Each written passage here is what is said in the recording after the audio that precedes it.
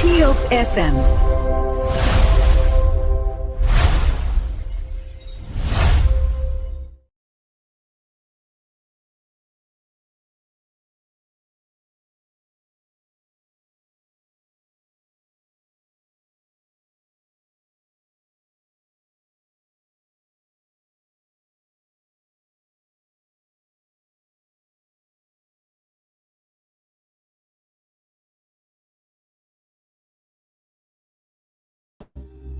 I beg to my people, if it's not correct, we got to come so. Oh, yes, indeed, would like to say good evening, and welcome, whatever you're doing and however the case may be like. I'd like to say welcome to a bed to D4. A bed to D4 is your regular and usual program that comes your way from Monday to Saturday, right on the top 105.3. And this is where we are bed to D4. You don't have to agree with me. I don't have to agree with Mr. Wright. I don't have to agree with Mr. Numo, and we don't have to agree with you. But we discuss the issues and found solutions. And this is where we enlighten the mind of information concerning about Liberia. So I'd like to say welcome, whatever you're doing and however the case may be like. I'd like to say welcome, good evening. My name is Chris Beware. I'm here. If Alexander Dwelu is not here, Chris Beware here. So this is how we do it. And let me say many thanks to Alexander Dwelu who sat in here for a couple of days in my house. And so I'd like to say many thanks to him. But I'm here with you guys. So I'd like to say good evening and welcome. Folks, if you are there, we'd like to say welcome. Those of you following on social media, we'd like to say welcome. Those of you on YouTube, on listening by the radio line, we'd like to say good evening and welcome. Tonight we anticipate having the Dr. Mana on the platform as our guest tonight. So if you are there, you're listening, Grandians, Liberian, this is your platform. We are working critically, seriously to get, the WhatsApp line very active, that our people out there will be able to partake. The WhatsApp now, you have to be in the phone that the Android phone, but the one we have is the bottom phone we have here. So we're working on it seriously, that people out of the country will be able to show. So this is our bed to D4. Today is, the Midway edition program for our bed to D4. Yeah, Wednesday, the 8th day of July, and the year we mean 8th day 2026. And through Weather City broadcast in Liberia, 20 minutes up to 10 o'clock. As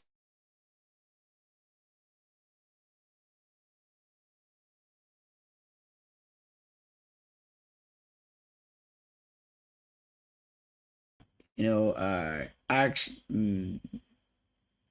Mr. Archie Wright to speak to the people, and then we go to the phone lines while we await the other panelists to join us. So, Mr. Wright, if you are there, speak to your people. Yes, indeed, and then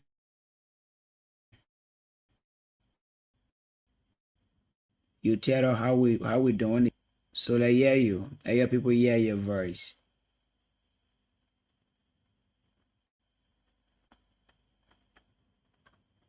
Okay then. It seems to be Mr. Rice into something else. So folks would like to say welcome. Welcome. Grand Juda County is our common patrimonials. We live here, we do everything here. We have our fatherland, we have our motherland, and nobody can take us from Grand Juda County and say go to the other county. That's the same thing as we the Liberian. Liberian belong to us. You cannot be deported. Any kind of crime you commit, You cannot be deported, rather for you to be sent to prison and cease your liberty. That's all. And we pray nobody out there thinking or getting ready to do something that not have to be done. So if you are there tonight, we'd like to say welcome. Whatever you're doing, we'd like to say welcome. And now, let me just tell you something. If you out there, following the platform, you can comment, share, and like, and share it, like, and comment. Let promote it. Let other people listen to us. Let other people hear us, and let other people know that what is happening in Grand Jeda County. Let them know. So we recognize our colors all of the time. We appreciate them for always calling in to be part of the conversation. So the first segment, sometime we give it to our, color out there who are we take to be one of our, all of them are our panelists also, because if you call in, you are discussing issues and your contribution, we look at it, and then we also always, talk about your contribution. So after course, we ask the panelists to say, oh, what you have to say, what is this? So every one of us are contributing to for the growth and development of Grand Jeda, Liberia, and our world. Other people in other countries, when they go on social media, they see or talking, and they hear you call him, call your name, and they say, wow, Grand Jeda is moving forward. So tonight, if you are there, you want to be part of the show, let's start this segment. Tell the world what is happening in Grand Jeda County. Tell the world what you want for it to happen in Grand Jeda County. Tell our listeners out there, our brothers and sisters who are in the diaspora, following Top FM, when they go on social media, they see or they hear, or let call them our government official, they are listening to the platform. So if you want to be part of the platform tonight, call 0881 143504 0776 105 105 0881 143504 0776 105 105. And we'll hear you tonight. We got a lot of trending issues in Grand Jeda County. Number one is our full lawmakers were in county, and they told what they were here for. They came to settle land between family and family, and even in other community and community town and county, they discuss it. And the other lawmakers say they're going to come back and for the celebration. And in Grand Jeda County, 2 boys got missing. Yes, indeed. Things are made. Yes, in made. I stand to be corrected in May, and up to now, there is no direct direction how we can find them. And so it began a traveling thing in Grand Jeda County, where all of our citizens, every one of you who are listening, we're talking about. And tonight we on the show of I clear through and speak your mind, or service hour, where some other colors said that if they don't get any result or get the people come Monday, you're gonna be, they're gonna be protesting. And people are asking questions also. What happened? What happened to the youth? What happened to the youth of the county? The youth contained 60%, 65%, 70% of the population. What happened to the youth? What are they quiet? What happened to the school, especially the class? What are they now? Oh, we got other boys among them that were going to school. Why the class not joining the family? And it's very important. What happened to our mothers and sisters? What happened to the various communities, chairmen, chairladies? What happened to the marketeers? What happened to the motorcyclists? These are questions. And except we join hands together and work, I think we're going to see the difference. So if you are there tonight, let the world hear you. Let all hear you. Let hear each other. that discuss the growth and development, transformation of Grand Jetta County. Call on 0881 1435 04, 0881 1435 04, 0776 105 105. This is Abed D4. Yeah, while listening to platform, and I discuss worrying of issues. So let's listen to you out there. What you want to talk about? Yeah, what you want to talk about? Let's go to the phone line and take our first caller on Abed to D4. Good evening and welcome. All right. And yes, my copy Krishna. I have information. You say your name. You say your name again, please. My copy Krishna. Calling from Georgia. Okay, Michael, I hear you. To my side, I've been to work along with my people and team my representative this year. It's coming time. Okay. Hello. Yeah, what you say? Come on again, please. I say I need to work along with my people and change the name, their decision, change my representative in my district. Which of the district you come from? Bazon district. Oh, Bazon district. So I'm making mark on my side. Okay. Okay. Thank you so much. Thank you so much. Quarter 0881 1435 04 0776 105 105 0881 1435 04 0776 105 105. The first caller said you're going to change your representative because there is no mark. Wow. Anyway, everybody have their own saying, so that is the thought. And so it simply means I have to clean the attention of those who working with the representative and even the representative himself. Let hear you tonight. What is on your mind? What you want to bring to the attention of the public, not only in Grand Jetta County, but around the world. We have our brothers and sisters in the diaspora.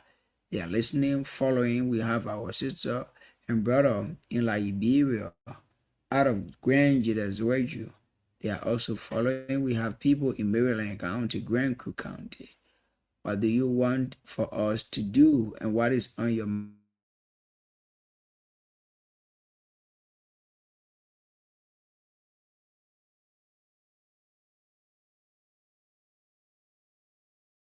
504 0776 105 105. Let's go to the phone line and talk to this caller. Good evening. Good evening, brother. What is your name?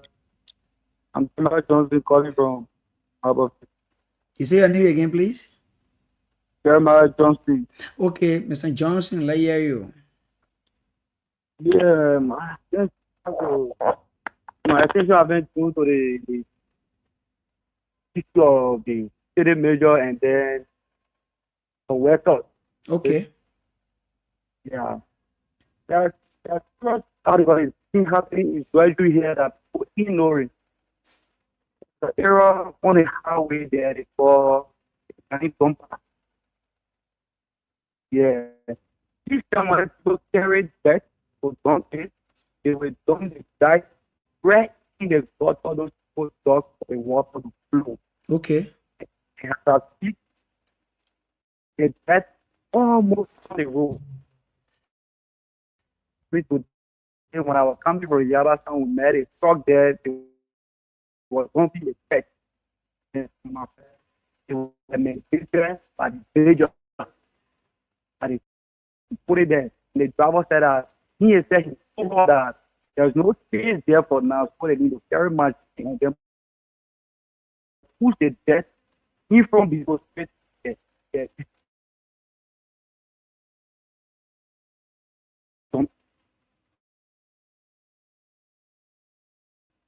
So we had a problem. If that Arab black tomorrow, they will have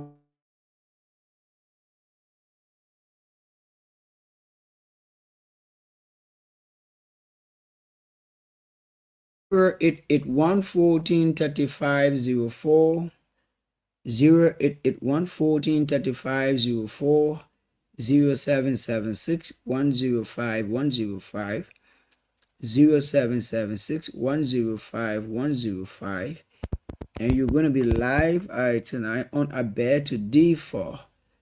Those of you following the social media platform, you can comment, share, and like. Yeah, just do this thing, comment, share, and like. If you comment, you share, or you share, then you comment and you like. Call 088 114 3504 0776 105 105 088 114 3504 0776 105 105. Let's go to the phone line and talk to Brother Cartoon. You're not forced, or you compare to do the right thing. Emmanuel S. Doe, welcome. Oh, okay. Yeah, I bet you D4. Okay, I D4 everything. Thank you. Let's hear you. Thank you, sir. Good evening, Mr. Beware, and good evening to our professors. Welcome in class. Thank you. Thank you. Let's say a special good evening to Nigerians. Chris, what I was just in our country, especially the city of Zwedru, from some of our local leadership, is that the lack of information being disseminated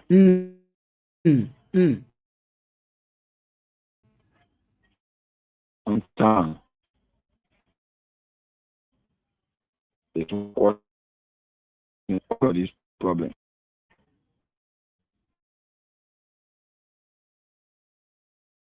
Yeah, to the people.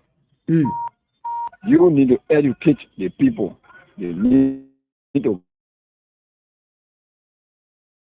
What is unfolding?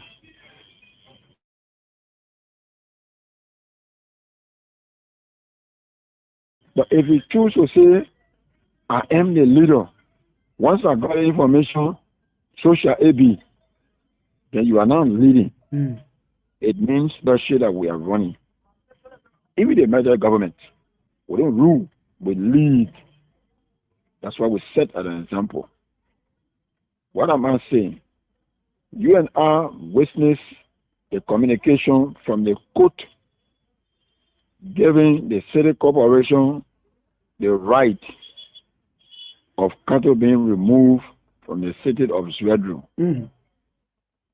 Have anybody from the city corporation offices came on any radio station to inform the citizen guarding in the process? Okay. The answer is no. That communication was read by your CEO, Mr. Kroman.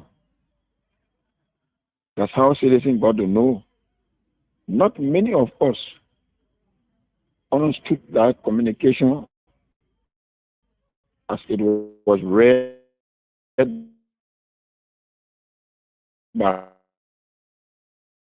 Seku.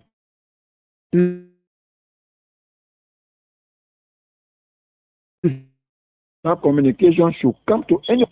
It's not just about the court, the city corporation won a case that from today no cows will be in the street. How are you saying it to the people? You're creating problem for the very citizen that you claim to serve. Because no education. I met with Mr. James maybe personally and I engaged him on that. And he told me we're going to place a call to the Honorable City Mayor to granting the permission to go on into the radio station. We are yet to see it happening. That's lack of leadership ability. You hold on to the information when something go on the contrary. Do you know that this morning, I don't say yesterday, I said this morning, the cattle were wasting all into the area there? You know, all into the area there. So what will happen along the way when anybody come up and maybe destroy one or two cows? Before you come out to say, you're supposed to say this, you're supposed to say that. Our people are the cause of the problem. Now when you come to the dirtiness of the street, I will say this again. The non-city dweller, when it comes to percentage, they are higher in percentage as compared to the city dwellers. Okay. Those of us who are not supposed to live in city, who don't know about living in city, let me put in a common way with plenty. One of the people that understand about city life. Because city life say, when you buy banana, you swallow it, the pity, it remain in your hand. You walk in the road, you see anywhere you see dead bucket, put the banana there inside. That's city life. But when you buy banana, you swallow it, you turn it there, right in the street.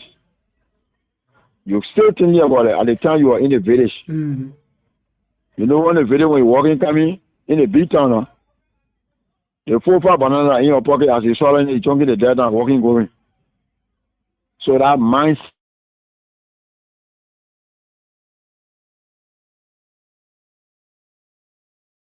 now, Chris and his wife and 2 children, they are full.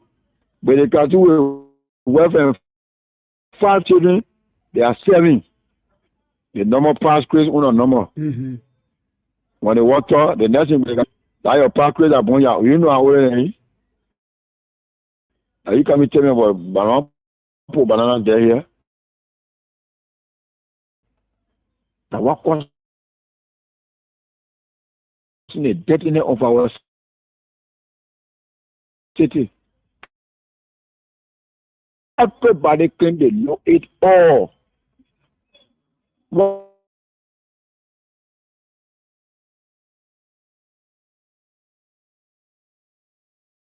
they choose to turn it there in the street.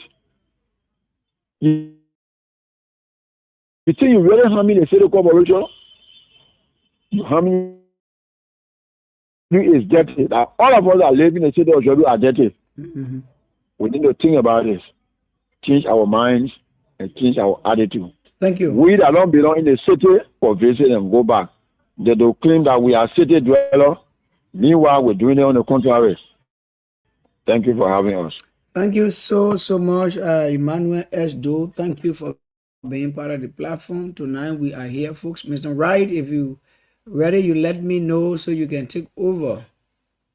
Yes, indeed. If you are ready, let me know. So call on 0881 1435 04 0776 105 105 0881 1435 04 0776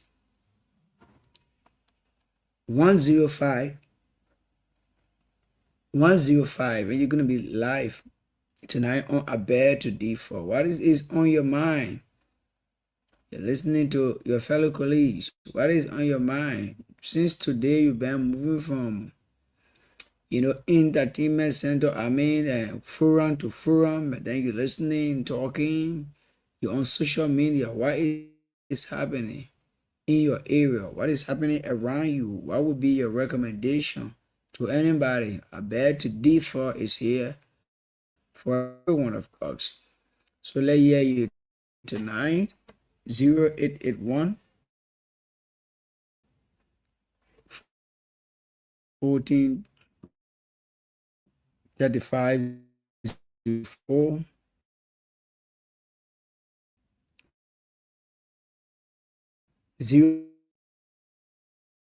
0776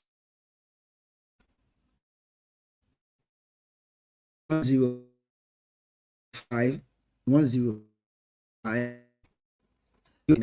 4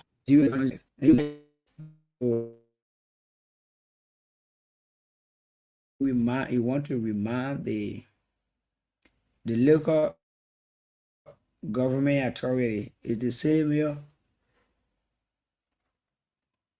office working? If the city mayor working in the interest of the people, if the city mayor always in county, if the superintendent always in county, What is happening? Tell us. You visit the, administrative building. What do you see there? People, 2 person got mixing, and from the motorcycle, they say there are plenty, few person join them. What you have to say about it? Call on 0881 14 35 04 0776 105 105 0881 14 35 04 0776 105 105, and you're gonna be live tonight on A Bed to D4. A Bed to D4. Go and do your research. Chris, can you hear me? Tell you what A Bed to D4 mean. Yes. Chris, can you hear me? Yeah, I'm hearing you. How you doing, Chief? How you doing, Chief? Yeah. I'm doing wonderfully great. Thank God for life. Okay. And also, how you doing too? I am doing great.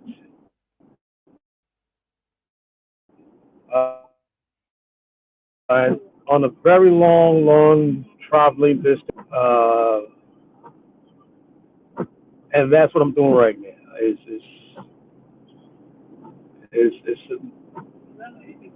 It's a journey that we're taking with my family, and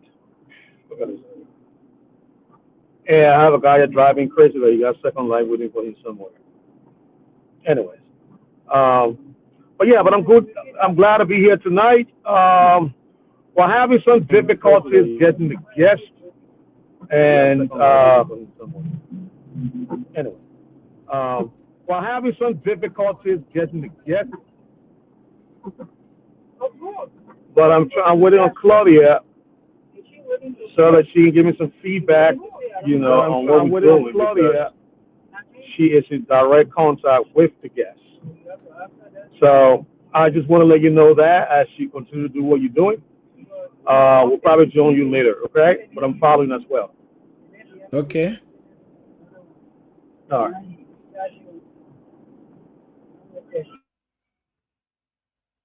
You say you're waiting on Claudia. Yeah, Claudia. Wow. If you are talking, we are not getting you. You're not getting me still? If you are talking, we are not getting you. So folks, keep putting your call through. While Mr. Wright getting your step prepared. Go to the phone 0881 14 35 04 0776 105 105 0881 14 35 04 0776 105 105. Let hear you tonight. What is on your mind? What you want to talk about? Yeah, tomorrow they're gonna be listening to the Senate. Yeah, but it's something that everybody will try to bring it to your doorstep tomorrow. Call on 0881 14 35 04 0776 105 105. Comment. Rufa comment. Thank you for following and thank you for your comment. Yes, indeed, I appreciate you. Those of you listening by radio, like you tonight, that discuss Grand Jida. Let this call Liberia and let this call our one global world. My name is Chris Beware. I'm wonderful and happily posted here this evening to allow you for the world to hear your voice, for the world to hear you. What is on your mind? What you want to bring to the attention of our listeners? Hello. Yeah, good evening, Chris Beware. Good evening. Thanks for that recognition. Your name and where you calling us from? Yeah, you are speaking with Moses Tawe, and I join you from my disco bell this evening. Mr. Tawe, welcome so much, my dear brother. Let's hear you tonight. Yeah, Chris, thank you. For me, I just wanted to, make things clear to the public or there's information. There are a lot of Facebook posts and other things I've been reading. Okay. Yeah, that for me I classify as one of the lazy arguments within our county. Mm. Between Senator Peno and Senator Tomoyaya Nimne. Mm. Senator Soimana Peno, who has spent 21 years or 20 years in power, and that cannot, bring any tangible development to our people in Grand Nigeria County. And some of his followers continue to boost his morale. Mm. And they continue to say a lot of things. We understand that all of these things that they are saying, they are doing it in the interest of their pleasing their leader. But with all these things, our people in county, they are already aware of all of the failures when it comes to a path. Because nothing we have benefited, some of us we voted. Mm-hmm. So my dear brother, and another thing, the comparison that they are making, how Senator Tomoyaya Nimne is, sharing chair and other things around, the chair that is sharing around, we got other things that is building. That women go in, like that is 3 years with him, and you that spent 20 years, and you have not done anything, only to kick out, to share tico and other things around. That the development you have brought to your people, So these are the arguments that some of our comrades who are chasing after their stomach, that don't care about the country, how for development to come. These are some of the lazy arguments they are providing, and these things they are lazy arguments may are classified as that. So that's my own concern on the platform this evening. Thank you so much. Thank you so much. They say Honorable Zoe is the cow and Honorable Yaya Nimne is the one who can share the rubber chair. Call 088-114-3504, 0776-105-105, 088-114-3504, 0776-105-105. You're going to be live on this platform this wonderful time. Let the public listen to you. Let the people hear you. What is on your mind? What do you want those who all around the world hear from you? Good evening. Yeah, good evening, my dear brother in studio. How you doing? I'm doing great. Thanks for asking. And you too. I'm trying my best very well. What is your name and where are you calling up from? I'm Nelson Jolo calling from Kumasan. How is Kumasan this evening, Nelson? Kumasan is 3 years from now. It's okay with us. Thank you. There you. Yeah, my brother, that is very clear. You never ever compare Senator Zoe Emmanuel Peno with that of Senator Tomoyaya Nimne. Tell her why. Go to zone and see for yourselves whom when you go in your hometown and play in visa. The road you use to go to your hometown. And then go to Senator Tomoyaya Nimne home. Whether you reach your car will reach your safety. That's the first motive. That's the first thing you should take in consideration. Yes. And so people are arguing that someone is this, someone is that, my brother. Someone who using their pay cut to haul black to their house, and someone that use truck to take sand from Monover to build a house. How can you compare it? So let's just defeat those who argue is for us. We will not consider it in that manner. Whoever can turn it on it now or whatever ten reach, I go to the pool and see. The pool on the wrong. I just want the pool on the wrong to see who will win Grand there. That's all. Thank you. Thank you so much. Thank you for that. Good. No comparison there. The message, no comparison. So nobody should compare anybody. Call 088 114 3504 0776 105 105 0881 14 35 04 0776 105 105. 12 minutes past the hour of 10 o'clock. And Mr. Wright, if you are ready, you let me know. I'll go to the phone line and talk to this caller. Hello? Hello? Yeah, what is your name and where you calling up from?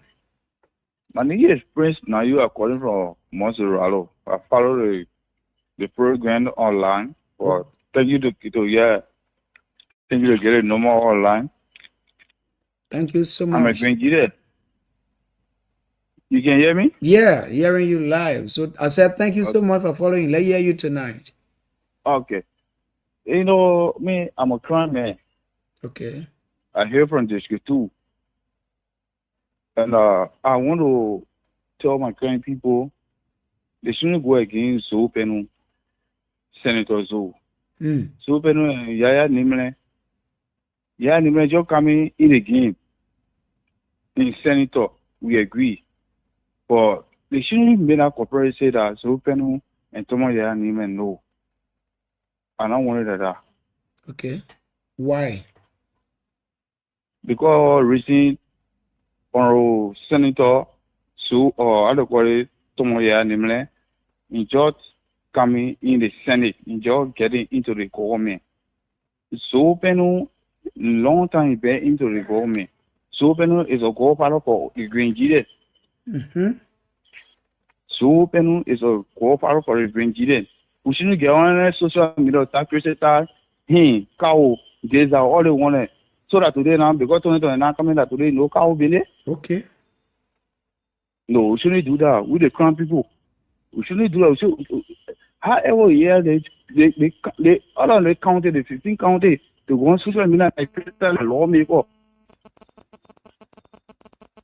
So thank you for having me on the show, and I want to say good evening to my client people and the Grandjide in Monserralo. Thank you very much, Chief. Your name again, sir?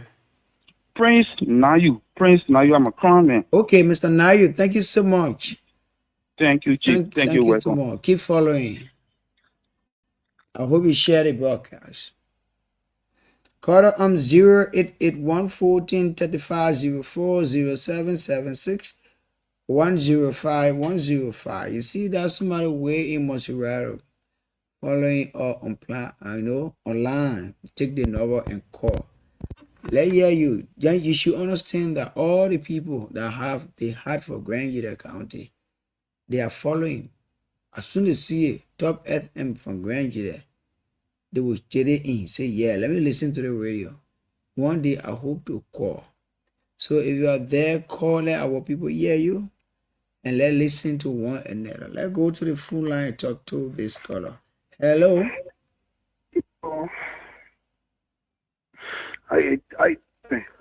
I'm okay. Thanks for asking. And you?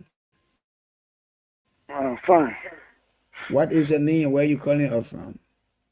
I'm Thomas Gay. Calling my club. Mr. Gay, let hear you. I just want to add to the caller. I just called from Moruville. Okay. You can vote for a leader. When you vote for, you expect good things for a particular leader. When for somebody who stay almost 20 or 21 years and not playing in fine citizen to take money again. Okay, now, like for example, in a station now, when you come away, I look at you, I give you $2,000-3,000. You can rely for my idea. Tomorrow, you ask me for help. Because I can teach you how to fishing. Now, now today, people can say, we the Grandjide living by our brother in America, living up in different country. Every month, I'll go to pay the bank. We stay there working. But what if your money say, oh, start a business and do things for yourself? Don't come to okay, the money to your business before. You open to one now, we put you power since 2005. They're coming up better for the people for the for you know that somebody for the you open certain gap, everybody will be working.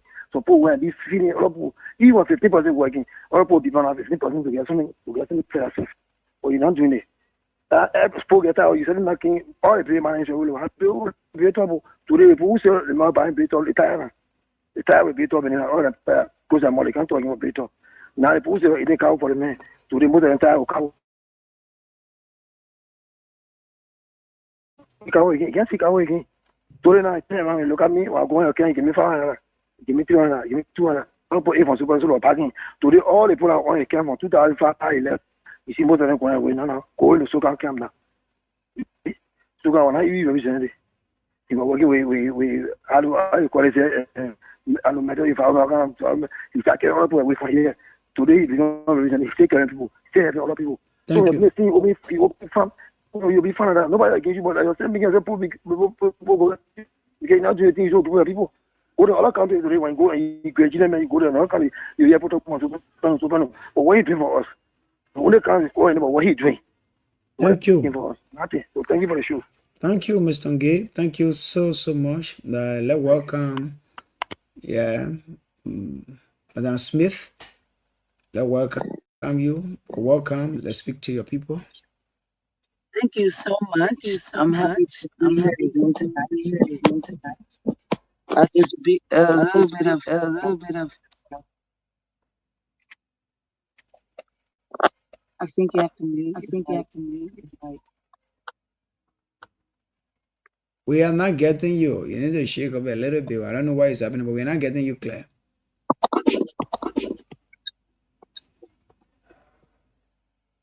Okay, let me reconnect. Okay.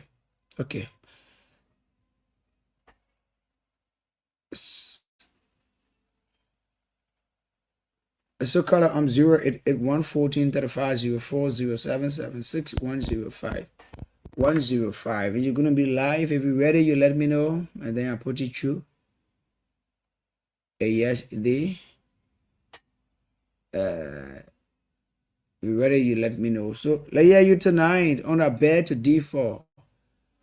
Let me go over to Mr. Wright. Mr. Wright, good evening and welcome. Let's hear from you. Are you in a position now for us to continue? Because Madam Smith is here.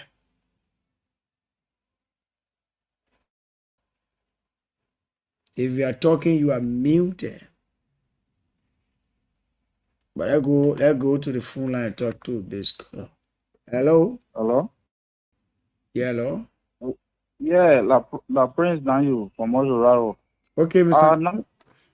Yeah, I'm not saying that Zubino not doing nothing in the community. But I said they shouldn't compare Senator Zo and Senator Yaya Nimble. They got a past senator people. They got a former senator. I think we are done with that. Okay. Yeah, because no one's talking about that. I think we are done with that. The other person join you and say yes. What you say is true. Okay. Yeah, so you not have anybody. That's it. So we have a former senator go Yaya Nimble. Thank you. So yeah, we have former senator go Yaya Nimble. So here is who. So Zubin our father from our final stage. Zubin our go para to us. Thank you. Thank you so much. Thank you so much. Yeah, let's take the break. When we come back, we continue on the call segment with the sing. Okay, let's see whether we can. Glad there. Yeah. Now, Smith, I think you are back now and be in a position. You can speak to your people, then we'll continue the call segment. Okay, so can you hear me now? You are loud and clear. Thank you. You know, it's rainy season, so anything can happen. Yes, of course. Of course. So I'm so happy to be here again. And I hope everyone's doing okay. And I just want to give a heads up that everyone should be aware that the Environmental Protection Agency is having some ongoing campaign. And it's gonna of course it's to sensitize everyone, but we might be seeing a bit of police pressing, a bit of firsthand, you know, policies and things being put in place. For example, this noise pollution control. That's something interested. I hope we can talk about. I'm sorry, I'm a bit under the weather. But they're going to be having a campaign that's really going to be backed by the police, and they're trying to enforce strict limits on noise pollution. And you know, when we talk about noise pollution, we're talking about like how clubs, you know, play their speakers loud, and sometimes, like some parts of the world, when you even go to service, you won't even know it's a church unless you enter.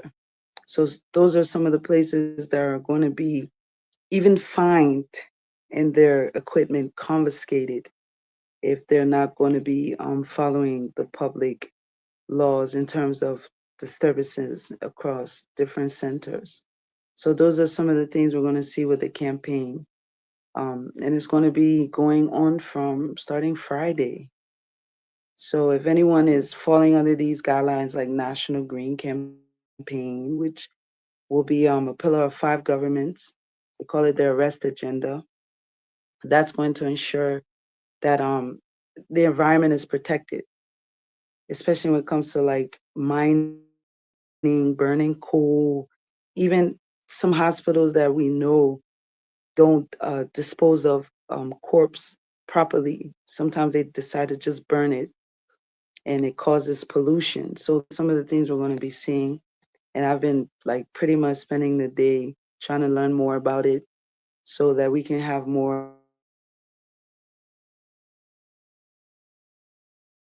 as it's happening. So I'm happy to be here tonight for us to talk some more stuff.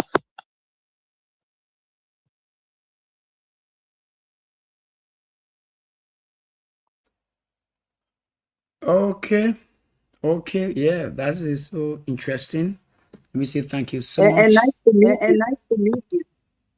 Sorry, this is my first time This is my seeing you. first time seeing you. Yeah, So okay. it's nice to see you. Your face. Thank you so much. Thank you so Look wide much. awake. Wide awake. So Thank you so much. Lewa myself is the first time to interact with you, so it's my pleasure, and thank you so much. And yes, indeed, I love that why you talk about noise pollution. Liberia is getting somewhere. Yes, indeed, we are getting somewhere. So we'll give you the time, and you go about it. Then I will join you later. But for the fact that are even ready to talk, because if you see church pull samba out, club pull samba out, and what I saw the few times ago now doing the cycling when they were getting, you know, they were getting telling them to remove those speakers. Is something that was great. This in the morning now people can sleep, because soon in the morning by the children wake up 6 o'clock 5, they just put a speaker on and you will not be able to rest yourself. So that gave you the time, then you talk about it later, they enjoy you. Thank you so much. It's very interesting. thank you.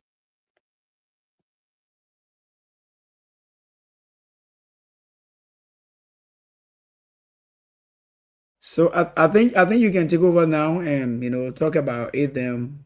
If Mr. Wright come on, he can join us. Okay. Okay. Oh, okay, Oh, perfect. okay, That's great perfect. because That's great because what I'm about to say what I'm is very about to say, important. When you talk about when you noise talk about noise pollution pollution, and we talk about the churches, a lot of the citizens of Liberia, you find out that a lot of the churches are getting less and less members, because literally on a Sunday you can sit down right through your living room and hear a church near your community uh, praising and worshiping. So a lot of people are like, I don't have to go to church. It's right here in my living room. I can stay here and just be like, let me listen to the speakers and stuff like that. And then the clubs as well. You have a little child in your house, a 4 or 5 year old child.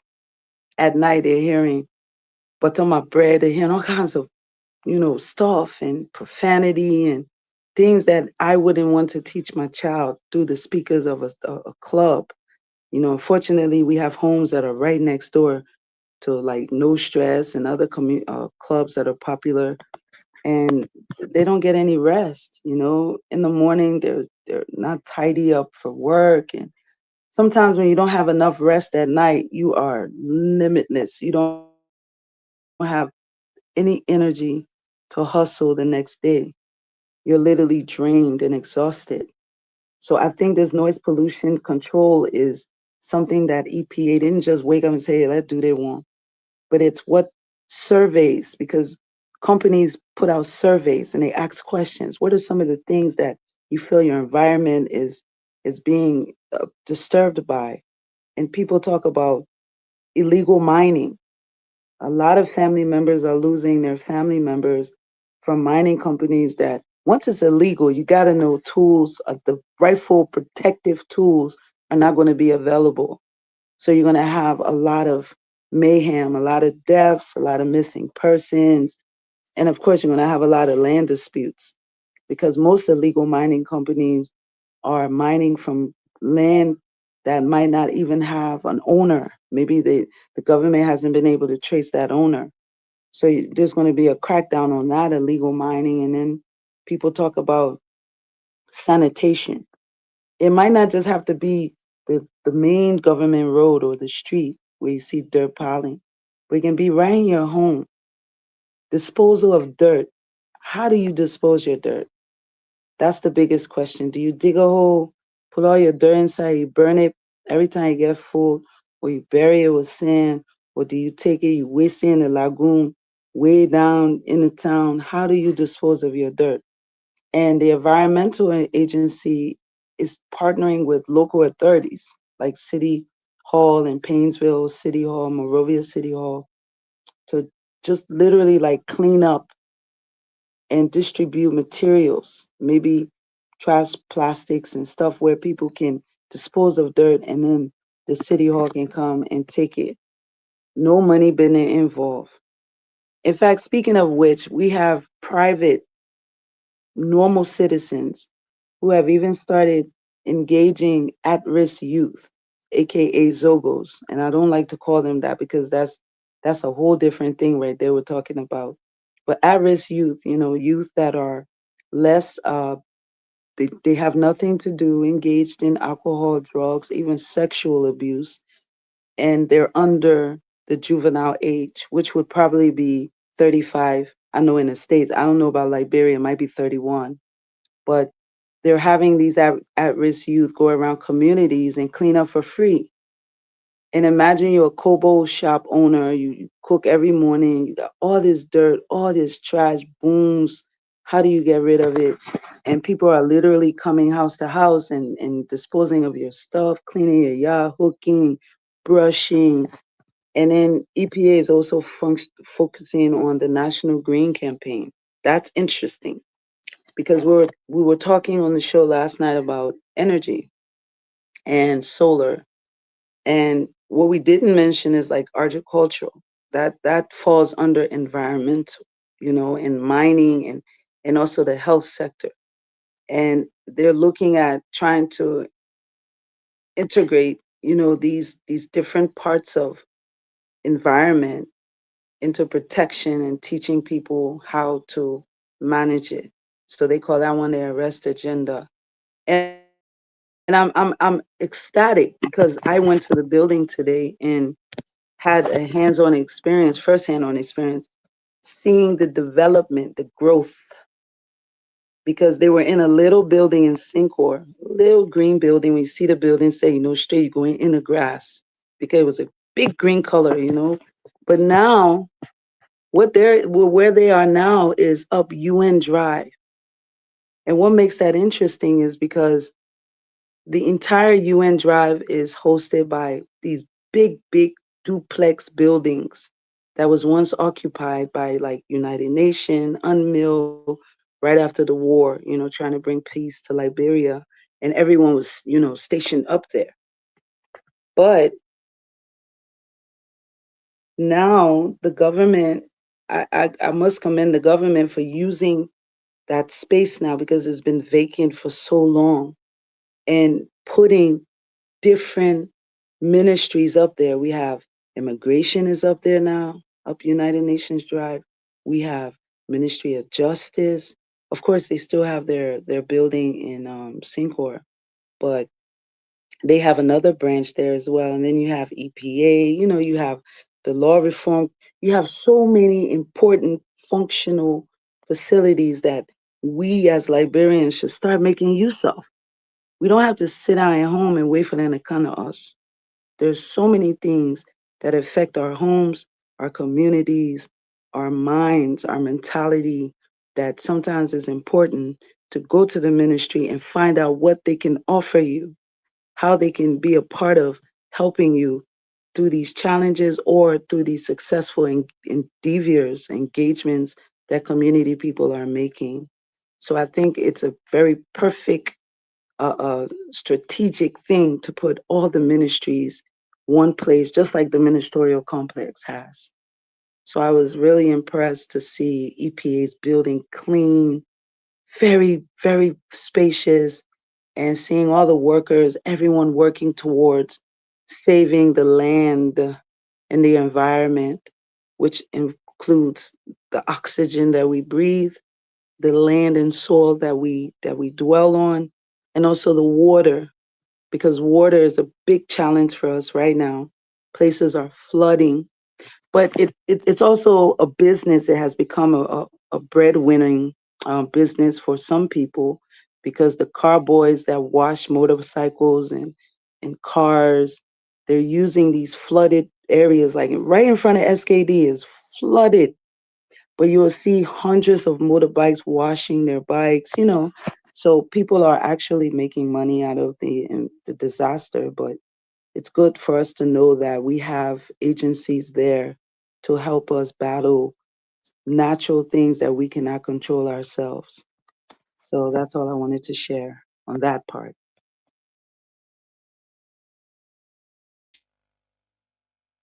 Okay, thanks so much. Thanks so much. And that information is, welcoming. As information is welcoming, and I hope that the government will implement that. But in existing, we have privacy and we have the way that people want to live. But in Liberia, people do their own thing because the law cannot be implemented. So when it comes to the noise pollution and other illegal activities that are ongoing, I think if the government tackling it is something that is welcoming. So I can remember when Ome were here, we have one church. When the white man come from the work, Mr. Thompson, he early in the morning, and the people put it, they put that soundbar way up. So by the time they just put any music there, the whole community, like what you just said. So other people say, why am I going to church again for? You just have to sit home. And it was like you're forcing the people to listen to the word of God. And so it's something that government doing that. Even those club in other country, like just Africa, you enter other club, you don't even, if you reach around a club, you will not know that this is a club until you enter. So it's something that is welcoming, and we pray and hope that the government work on it. And so every one of us need to join hands together. We need to. It's not only because I'm not in a club or I'm not in a church, so I'm talking about that. No, it's a law, privacy. So when people ready to implement it, see the few time everybody here now erecting a little bit in the money, or almost the motorcycle at much, but almost 90% of them having the soundbar, and some of them can reduce the sound. And when you even call them, they're looking for passenger, they will not get you to reach a distance. And so it was like, it's embarrassing. But when it started, people don't understand I understood it. So he said, well, the children looking for food money, the children looking for their family, and then the government said they should take the speaker. Yeah, but now at least the noise is down. Like what you just said, the in liquor, mining is something that kill most of our brothers and sisters. And why? Because they're not using the rightful tools. Because if a liquor, the government or those who are working there will be able to ask for the rightful, protected material that they have to use. But since it's illegal, they call you there, you can do anything you want to do, and at the end of the day, you become the loser. At the end of the day, you just die and nobody going to talk. It's just mako because when you're having to come out, and they're going to hold them responsible. So it's very much important. And I wanted to know, yes, I want for you to a little bit tell when it will start the process and how the process going to be like. When it's starting and how it's going to be. Is it nationwide or it's going to start from county to county? And who are those going to handle the whole implementation of this law? That's what I wanted for you to talk on, Anna Smith. Okay. From the small information I received because the information came so suddenly to me. They were impressed with the Top FM's our way of engaging them today in terms of having the minister, Dr. Ure. The last name, is a bit. I don't want to say it's a bit traditional. It's kind of hard to pronounce. I call him Dr. Ure, but he seems to be very in line with the needs of the staff and the needs of the environment as a whole, and has a lot of knowledge on it. So from my understanding, Friday will begin. They'll be going from community to county, not the same day, periodically. They will be starting St. Paul Bridge. After you cross the bridge, that place is really consumed by the river. That St. Paul River literally leaves the bay, its bed, and enters into the community rainy season, like up to 3 inches, 4 inches deep. And people have to use canoe before they can get like back on the main community road and, to be able to get on the main St. Paul Road now. So that area is highly polluted. There's a big dumper that's been there for years. There's absolutely no way to get rid of it in the community's, will. But I'm sure EPA has measures put in place. So they're going to be doing a campaign to not only aware people, but also fine and also educate those that they feel shouldn't be fined. Chris, can you hear me? Yes, we can hear you. Oh, Chris, okay. Yes, you're live. Yes, we can hear you.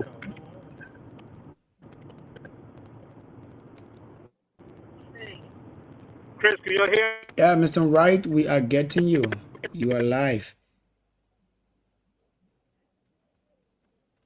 Okay, so Madam Smith, you just have to hold it there. Let bring Mr. Wright on. Yeah, Mr. Wright, you can take control now. We just have Mr. Christopher J. Nippet to coming in. So, Mr. Wright, you can take control for now. And by the time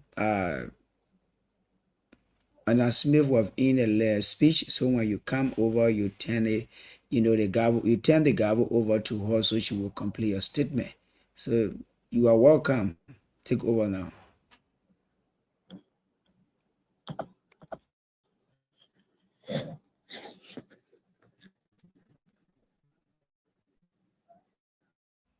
Mr. Wright, are you with us?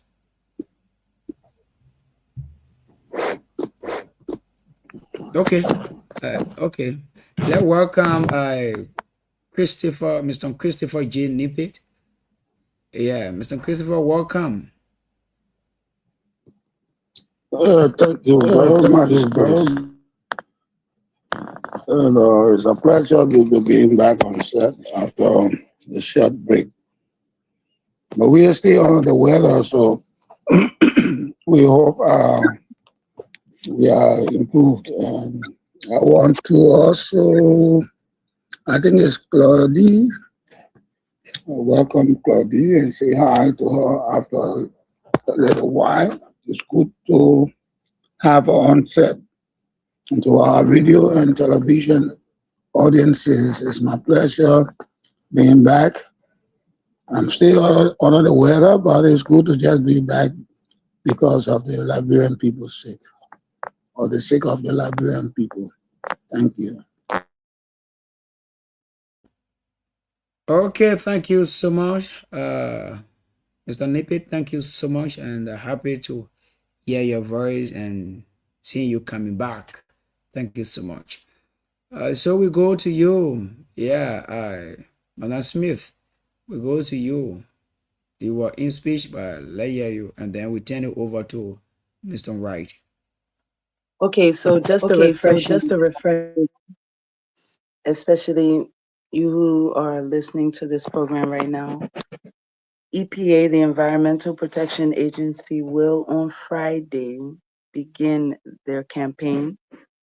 The campaign will be structured in 4 different angles, focusing on 4 different things, a host of other things, but these 4 things are something that I'm sure a lot of people have cried on, which includes managing noise and reducing noise.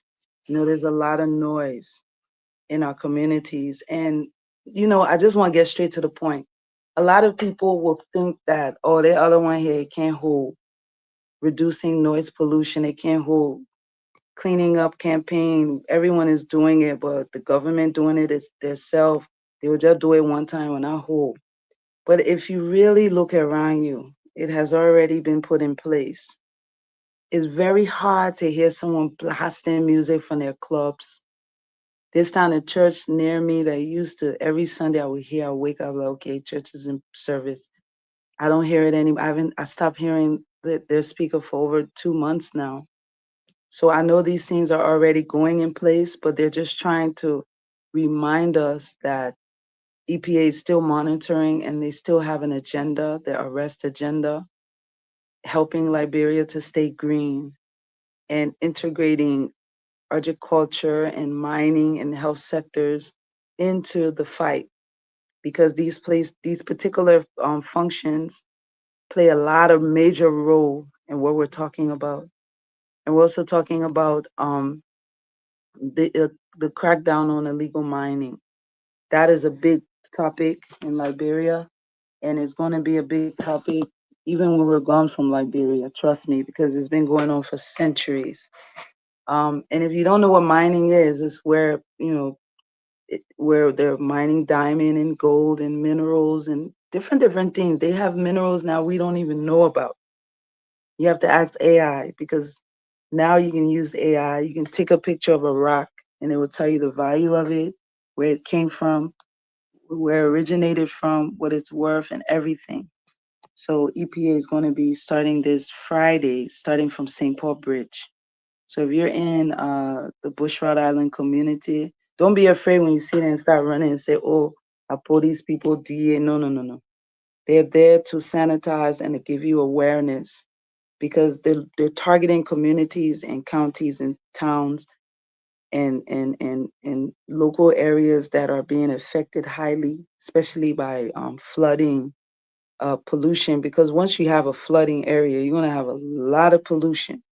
Because I know for a fact, St. Paul area, there is no septic tank. I lived St. Paul, so I know I'm not ashamed to say it. But our septic tank was just a pipe running straight to the river. That's what made the whole river brown. So when it rains, all of that brown, everything I disposed of throughout my year, 6 months, is coming back to me. So they have to put in measures to let people know the right way to do it and how to manage it when you can't stop it. Natural disasters and floodings, there's really no way to stop it, but there's ways to manage it and get around it. So be expecting that. And that's what I wanted to share with the audience and our panelists as well. Thank you.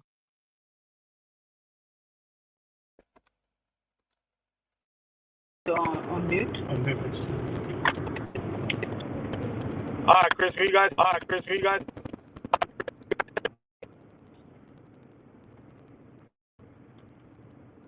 Mr. Wright? Can you guys hear me? Yeah, I'm hearing you.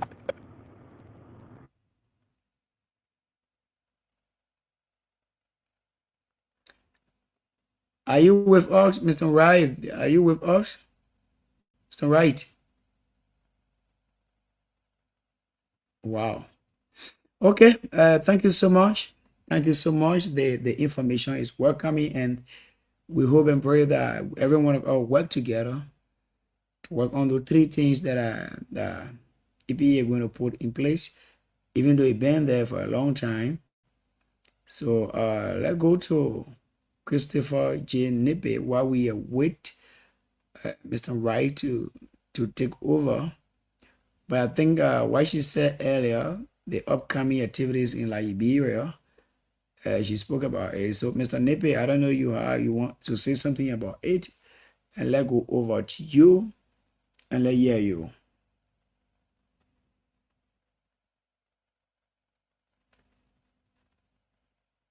Mr. Christopher J. Nippy, are you getting me? If you are talking, you are muted. I think everything has a starting point, but it is belated that they want to run a campaign. Why run a campaign when you have an agency called the Environmental Protection Agency, EPA? That acronym gives them the authority because they are statutory in kind. Or they have a Director General of the EPA, the Governor of the Republic of Liberia is funding them. And the fact that they have to run a campaign suggests to me that every other time they have to run the same campaign. The awareness campaign, why now? Why now? Why did it happen? Why, since they have the mandate in their hands, they are not working in conjunction with the Ministry of Health and Social Welfare. The incidence of malaria is skyrocketing, and flood has overtaken the major parts of Monrovia. I think they should not wait until something occurs to the point of it being disastrous, then they come in. They should preempt these things here. They know the rainy season comes from this time to October something of every year. They know that very well. So they should have prepared themselves. They know that malaria, for instance, is prevalent in Liberia. And that draws my mind back to the 60s when we had public health. Every weekend or bi-monthly, that is every other 2 weeks, you have the DDT spray goes all around in all of the water, and you have the people from the health sector cleaning the gutters. Did not wait until the place would be overflooded. For instance, the area where I live between Lynch and precisely I used to live between Galley and Center Streets.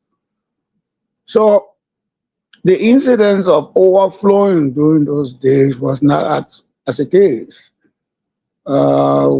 That culminates into areas such as Broad Street and all of those places. And people are going down with malaria, and you hear them say, "Oh, I got malaria," but the doctor said I typhoid and all those things. So I think it's a good start. but they don't have to tell the Liberian people that they have scheduled a campaign. They had to cover the entire Republic of Liberia. So I hope they have subdivisions in the various leeward areas, such that will make them to be proactive instead of going to those areas and say, well, we come to do campaign here.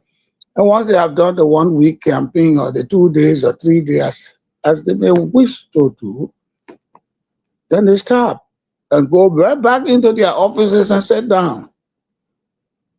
It should. I hope it's a collaborative effort with the Ministry of Health and Social Welfare. Let me stop that far.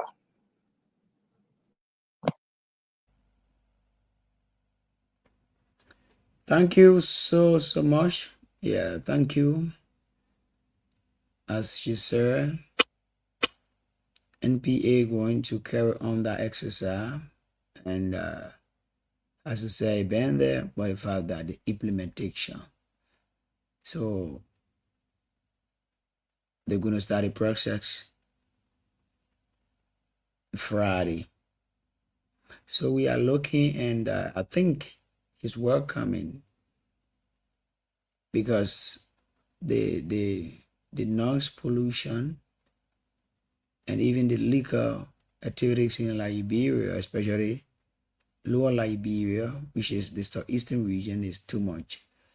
And then forcing people to listen to things they don't want to listen to, other music play that you don't want our children to listen to, is something that is very important that we work on it. So I don't know why it's happening to the co-host, Mr. Wright.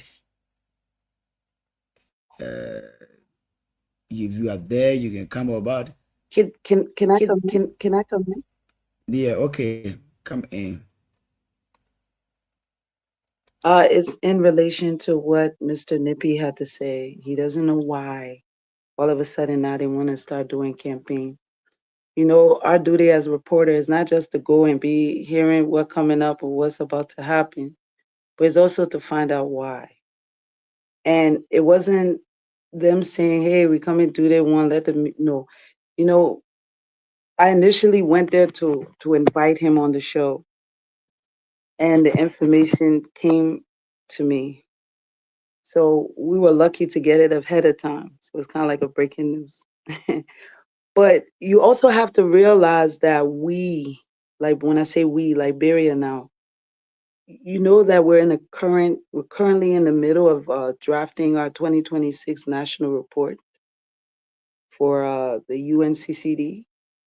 So the executive director, Mr. Dr. Ure, he has a really traditional Yakapawolo. I'm sure he's using these campaigns to really plug in with the severe national data gaps. You know, there's going to be some gaps because everyone is entitled to report, and the report should match identically to everyone else's report so that when it comes out, it looks legitimate, it sounds legitimate. And the only way it can be legitimate, it has to be real.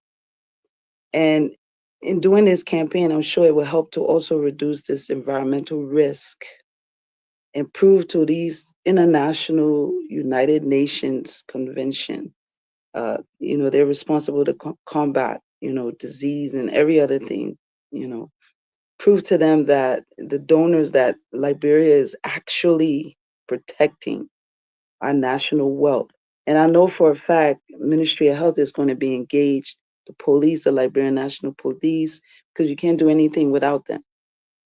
You know, so it's like they're going to really aggressively, because I use aggressively because I mentioned that they could even go as far as fining people. For example, you don't know they coming and you blasting 2:00 in the day, loud music, when everyone's trying to think how to survive and hustle. They might come and meet you blasting it loud music, especially very profane songs, and fine you. So that's why I said they're going to be launching something aggressive due to the like you said, the crises that we're facing, flooding and these mining tragedies and illegal mining and all these things that we're having, and hopefully acquire more database to be able to have it for their report, and also let us know about any new maybe scientific capabilities, because it's a scientific part of our globe. You can't just be ordinary me and jump inside and say, no, you know what you're doing. No, it deals with the earth. It deals with natural stuff. And when you talk about natural things, that's where scientists come in. So we'll know now if Liberia has any scientific capabilities through this campaign, because campaign not only means telling people, hey, don't drink and drive. No, it's about setting examples. It's about finding people that you catch out of the ordinary, being able to show your capabilities. So I feel like it's very important, as a minister, as an agency, as a company, you have to be able to have database. And to get database, like I said, you have to do surveys. You have to put out your scientists that can study the gravel.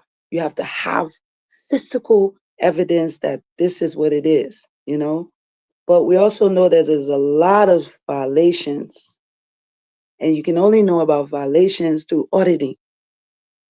The crisis that we talk about, it can only be comprehensive when you go to all the counties, not just Monrovia, like Mr. Nippy thinks. It might just be summarized here. If I could just interject, Brody, all due respect, when you have a term of reference, when you are a statutory agency, when you are employed by or with an institution, there are certain things that are lined up for that institution to undertake.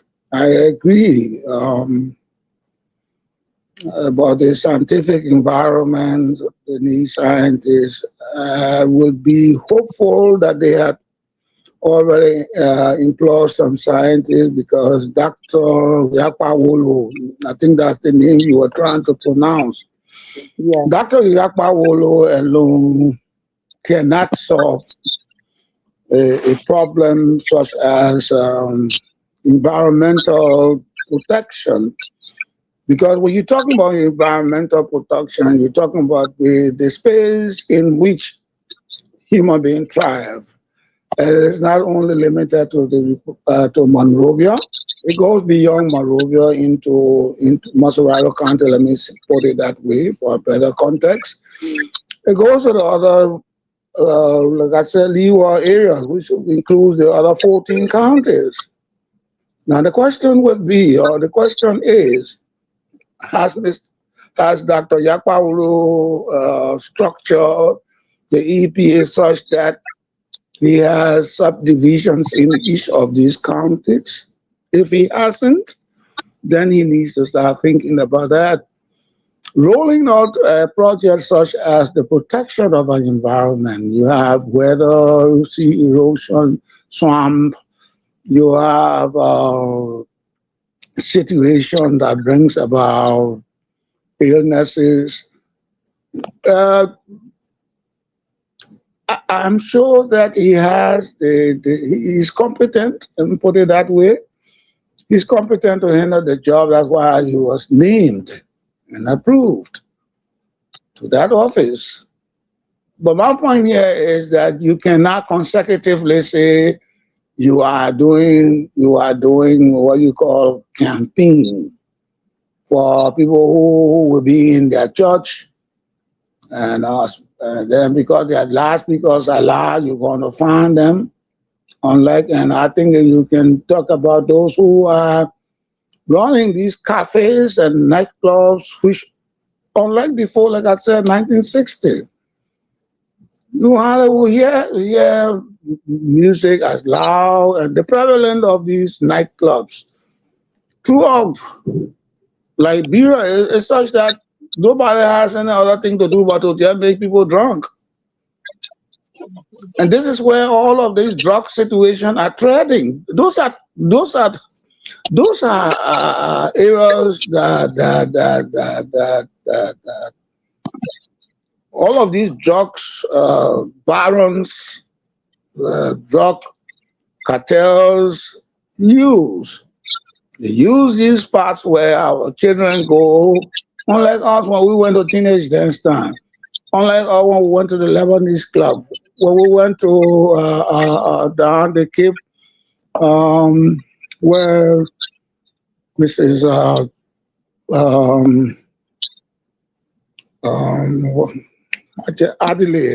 Adile Morris control. It was not the way you have these nightclubs so much that children hardly started their lesson. So the EPA, yes, they're trying to do something, but perhaps they should have started long ago. You see, when you get a job, you're supposed to understand the latitude of that job. The functionality of that job coincides with the latitude of your function.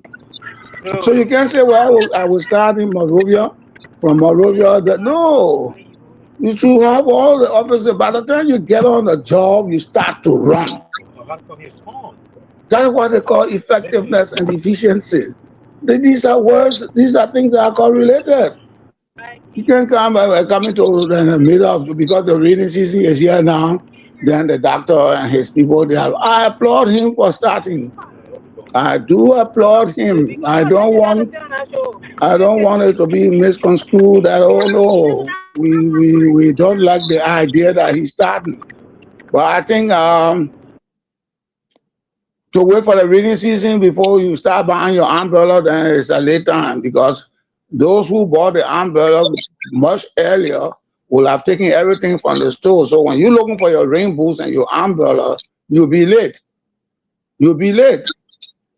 So I think the EPA is already late, because we are inundated with torrential rain in the place. Look at Ghana, for instance.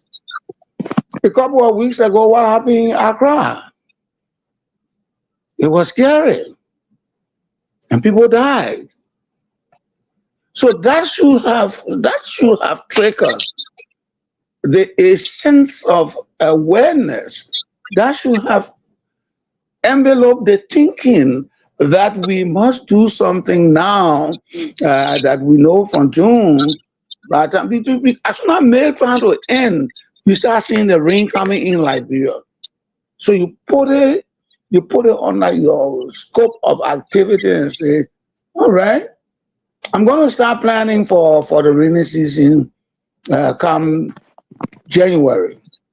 All of these things here, short of the noise in the community, all right, some people, even when people die and they're having funeral, wakekeeping around the area, people go to sleep and they will sleep while the others are causing noise. But when it comes to health, something that transition into the unwellness of a population is something that is a critical issue. And so we encourage Dr. Yakpawolo to not only look at Monrovia as Liberia, go beyond, have his organization structured in a way that it is in Magibi, it is in Bassa, it is all through the 15 counties, such that make our people to be healthier, because wellness is important. If our people are not well, how will they go to school? The children, for instance, if they start suffering from malaria, how will they go to school? Then come to the economy. All of these things have a telling on the trend of the economy. Because if 10% are going to work, or 10%, 20% die, that money is not circulating in the economy. That is a menace right there. The $200 that should have circulated in the economy, because John Doe, Mr. Christopher Nippon, and Jean Paul all are dead because of being bitten by malaria. That money no longer circulates in the place.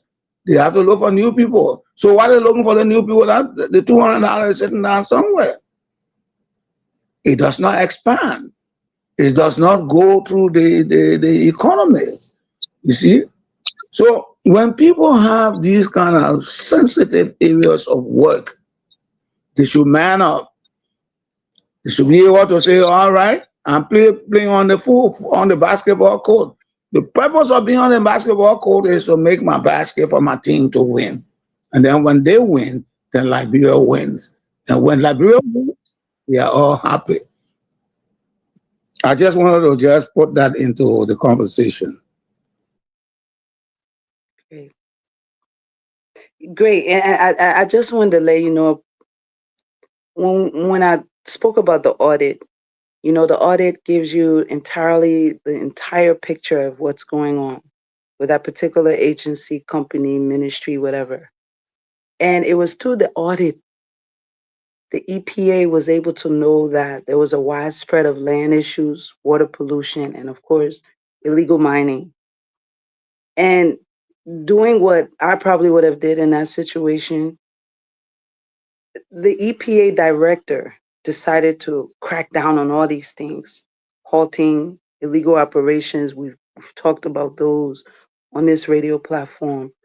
And he briefed the House of Representatives because, they're the lower and upper leaders in every district responsible to articulate the district community citizens' needs to the upper house and, of course, the other house representatives so that things can get done. And it was through the House of Representatives he was able to demand tougher laws.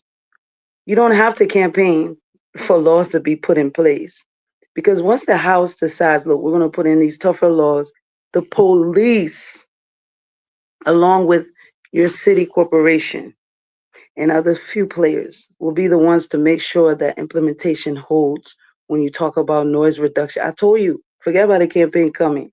I know what I'm seeing in a community I live in it's engulfed with entertainment clubs and every other thing you can think of. Noise used to be all over the place. I could sit out here and hear the club a mile away, and right now it's quiet. But you got to also know that our president, our excellency, has a pillar that he came under the arrest agenda for inclusive development for. And it was pillar, I think, 5, the environmental sustainability pillar, if I'm not mistaken. And that was given to the agency by the Ministry of Finance. They were designated to be able to lead that agency, to coordinate, we say coordinate, put everyone together, and then monitor those people you put in together, and then report on it. That's his focus. And because we having these problems with agriculture and, of course, mining, public health, like you talked about, and, of course, road construction, that one part is the dissecting right there.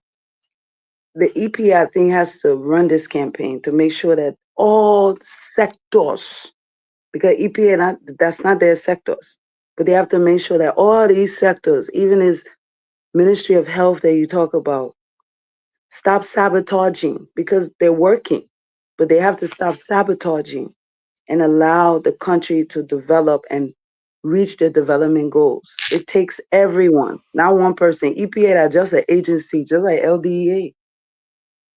We have in the police the Drug Enforcement Task Force. They're responsible for that, but they don't have the capacity. So these agencies come with the capacity, the tools, the scientists, and every other thing. And the EPA's only capacity is only to coordinate and monitor. So if you talk about why they're not going around sanitizing, Ellison, well, you need to ask Ministry of Health that. I think we need to get the Minister of Health on our program so that they can talk about this, because that's their area to be implementing and pushing it. EPA is only there to coordinate and monitor and then report on what they see. That's all. They're like the supervisor, job monitoring and coordinating and reporting or whatever it is that they see. So I think they're doing the right thing now by coming out now. They coming out now saying, okay, look, we see what everybody else was supposed to do. Now we out here now making sure that it's getting done. So we're going to implement, we're going to fine you. We're putting and it's not just St. Paul Bridge. That's the one I know about in Monrovia. You know, EPA has branches all over Liberia. Maybe we'll have to get a correspondent. Maybe we can talk to Chris, who's in Grand Jita, to check around about it tomorrow and let us know if a similar campaign is probably going to be ongoing in his county. And that's all I wanted to say on to what Mr. Nippy had to say. Okay. Thank you so much. Let's welcome Abraham Yabao Duncan. Mr. Duncan, good evening and welcome on the bed to D4. Good evening, Chris, and let me say good evening to everyone on the platform tonight. It's great to be here. Let me say good evening, Dr. Smith. I hope I get the name right. That's his, Mr. Achi,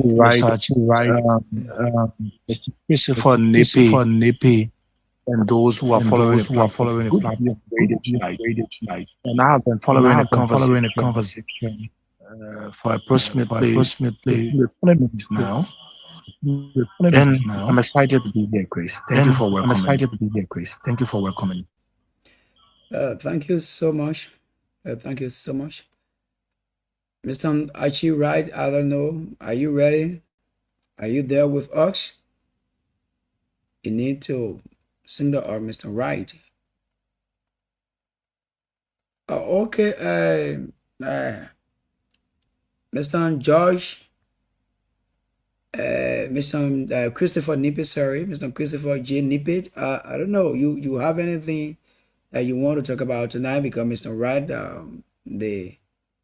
the host is not responding. So I don't know whether you have something that you want to talk about. Well, I will narrow it to speak on this EPA and then come on what I have on my mind. Okay. Because I think I'm hearing myself. Someone has to mute themselves. Yeah, I think. Please mute your mic, Chris, please.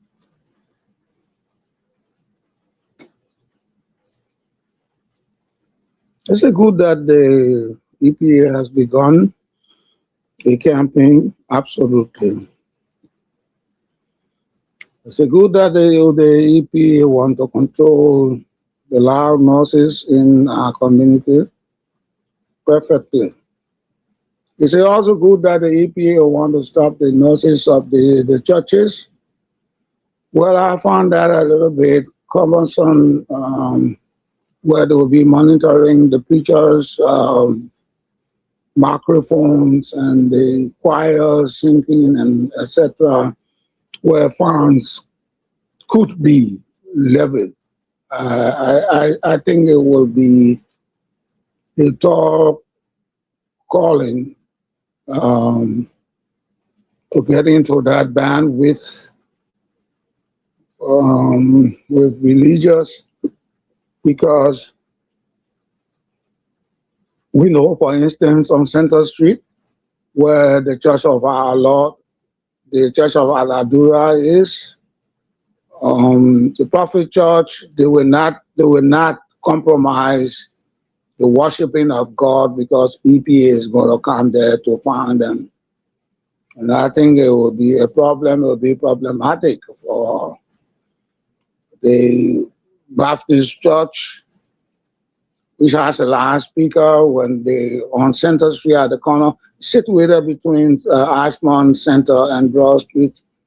When come ye this consulate where ye language, and that rendition of the hymn is being sung, and the echo blows down Center Street that EPA want to temper with that.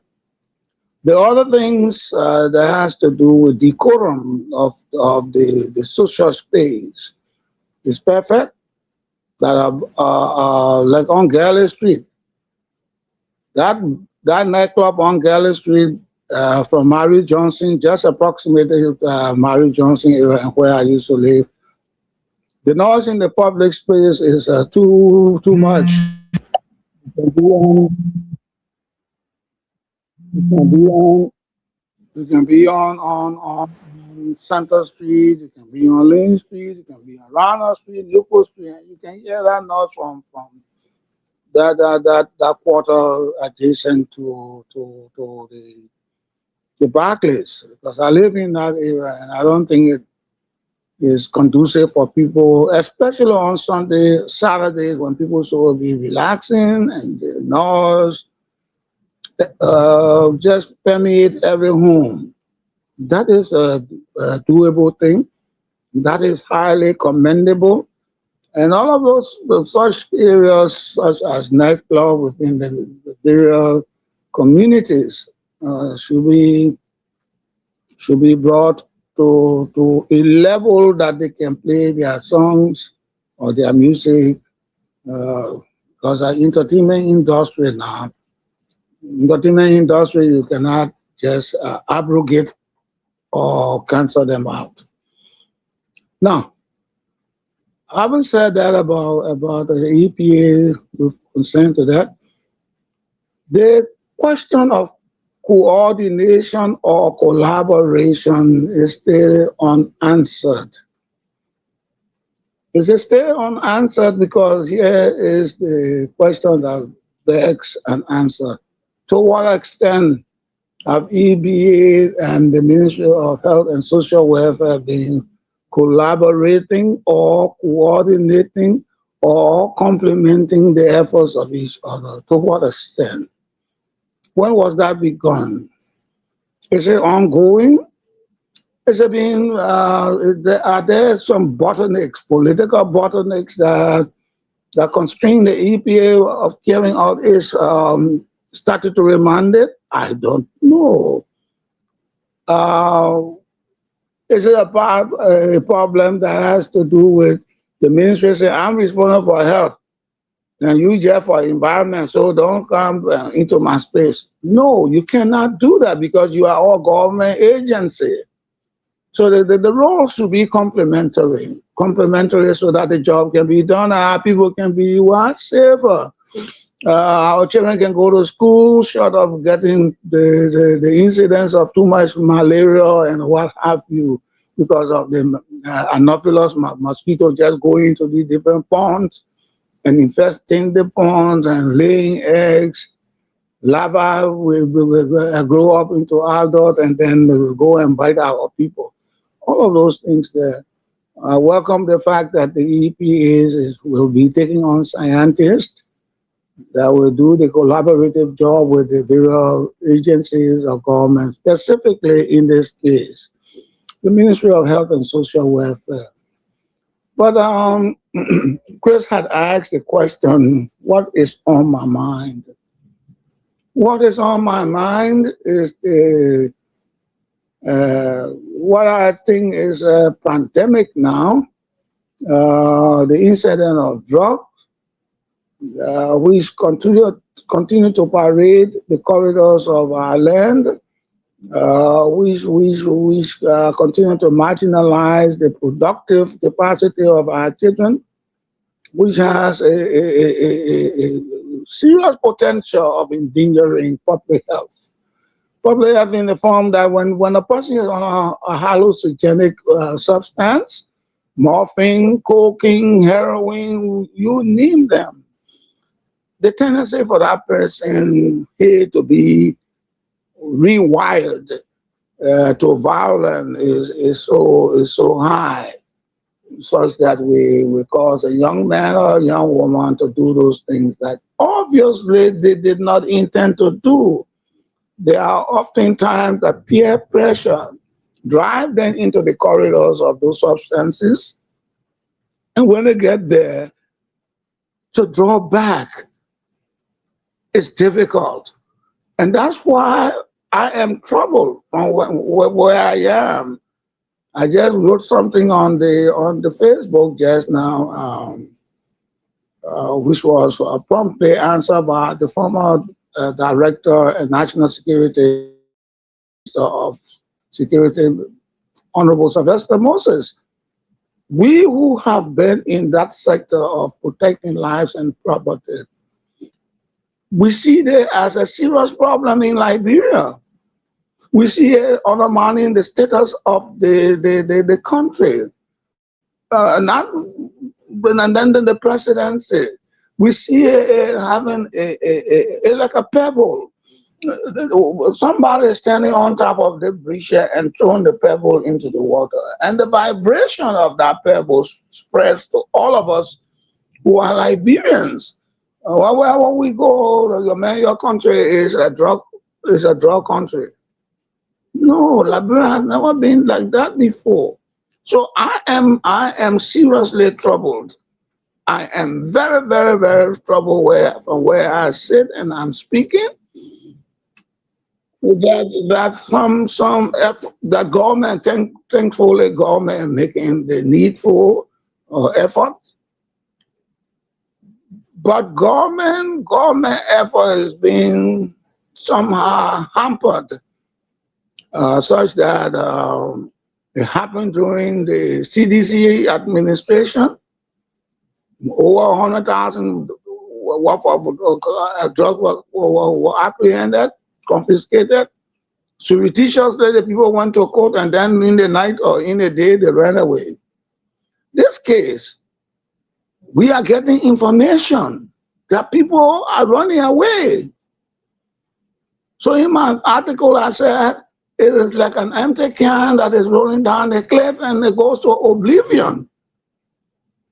If anybody read that, they will hear whether it is the empty can. My suspicion here is so high. Not only that these people must be brought to justice, not only that we should confiscate the drug, the management, the security of those drugs. Where are the drugs that the CDC confiscated? This 100 million worth of drugs. Where are the drugs right now? Can anybody pinpoint exactly where those drugs are being kept? Or have those drugs recirculated into the market or was re-exported all over the country? These are hard questions that must be answered. Somebody has the microphone on. We now hear one or two persons are in jail, and there are others who in Margibi County where or a certain gentleman was released. We also heard another gentleman was a driver of the DEA director, and somebody else. They are now working. The person is working with the Rafi airport, still working there. And I'm sure the president is so troubled. He is very troubled by the kind of incident coming at a time that he wanted to arrest everything, and everything seemed to be going haywire. So I am troubled. I am very, very troubled. I'm sure what the former President or Excellency Ellen Johnson Sirleaf says, as a statesman, when she goes out of the country, the question will haunt her. Why is it, Madam President, that your country is now looked at with a sole eye, by, and through the lens of the international community, Madam President? And why would we try to embarrass the former president? Or any president for that matter?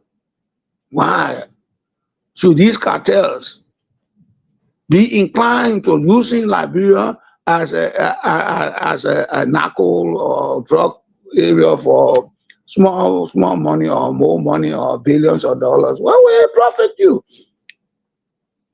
What will it profit you if you gain the whole world and then Liberia name is sold?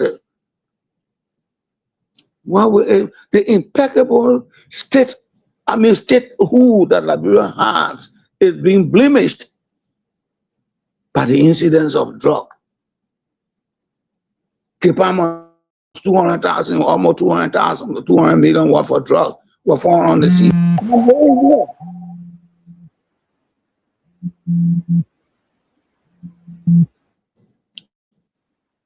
I'm way here, but I try to be curious about what's happening to my country and in my country. I'm very, very curious. So that's what is on my mind, the drug issue. Thank you. Thank you. Thank you so much, Mr. Nippy. Thank you so much. Let's go over to Mr. Duncan. Duncan, you've been listening. Let hear you from the EPA and anything on your mind. Thank you, Chris, and let me say thank you to Mr. Nepe for such a wonderful deliberations. Well, Chris, there are a lot of works that we need to do in Liberia, especially beginning with the EPA, which is the Environmental Protection Agencies. Mr. Nepe, Liberia is polluted, and Liberia is not polluted one way. I'm a student of the University of Liberia, and I'm reading environmental science. As a emerging environmentalist, every time I entered the nation capital, or most often when I pass in some major communities in the nation's capital, I feel very, very much disheartened. It baffles me how can the capital of our nation be so dirty, and how can the atmosphere be polluted? And not just that we have air pollution, water pollution, a very dirty environment, but another troubling situation is the noise pollution that we have in our country. Mr. Napi and everyone on this platform, it interests you to note that once you have a ministerial position or you have any big governmental position, you can just use sarin in the country anytime you feel like. Who are those that are supposed to move with sarin in our country? The president, the vice president, the speaker, perhaps the Senate Pro Tem. We should have, yes, the Chief Justice is supposed to move with sarin in the country. And The director of ambulances, police, the director of police, fire service. the director of police, fire service are for emergency cases, and ambulances are also for emergency cases. But in fact, even the ministers in our country, they use area any hour, anytime they feel like. The representatives, they use sarin at any time they feel like. Deputy ministers use sarin at any time they feel like. There's a lot of work to do. Once they think they are in government positions, whether they are entitled to use sarin or not. And the worst part about it is that they should not notice a certain point in time where the traffic is along the road and they want to use the opposite lane, especially in the morning hours or maybe the evening hours when they are leaving from work. The town gets more polluted with the noise pollution. Then least to talk about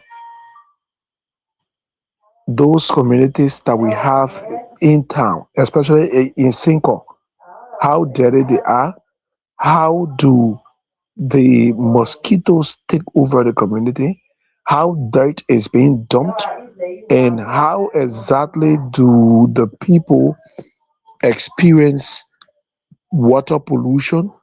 I mean, a lot of things that the EPA needs to focus their attention on.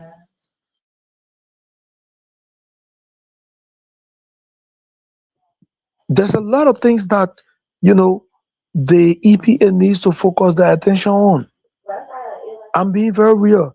Places you do not expect dump site are where you see dump site. So imagine the kind of country that we have right now.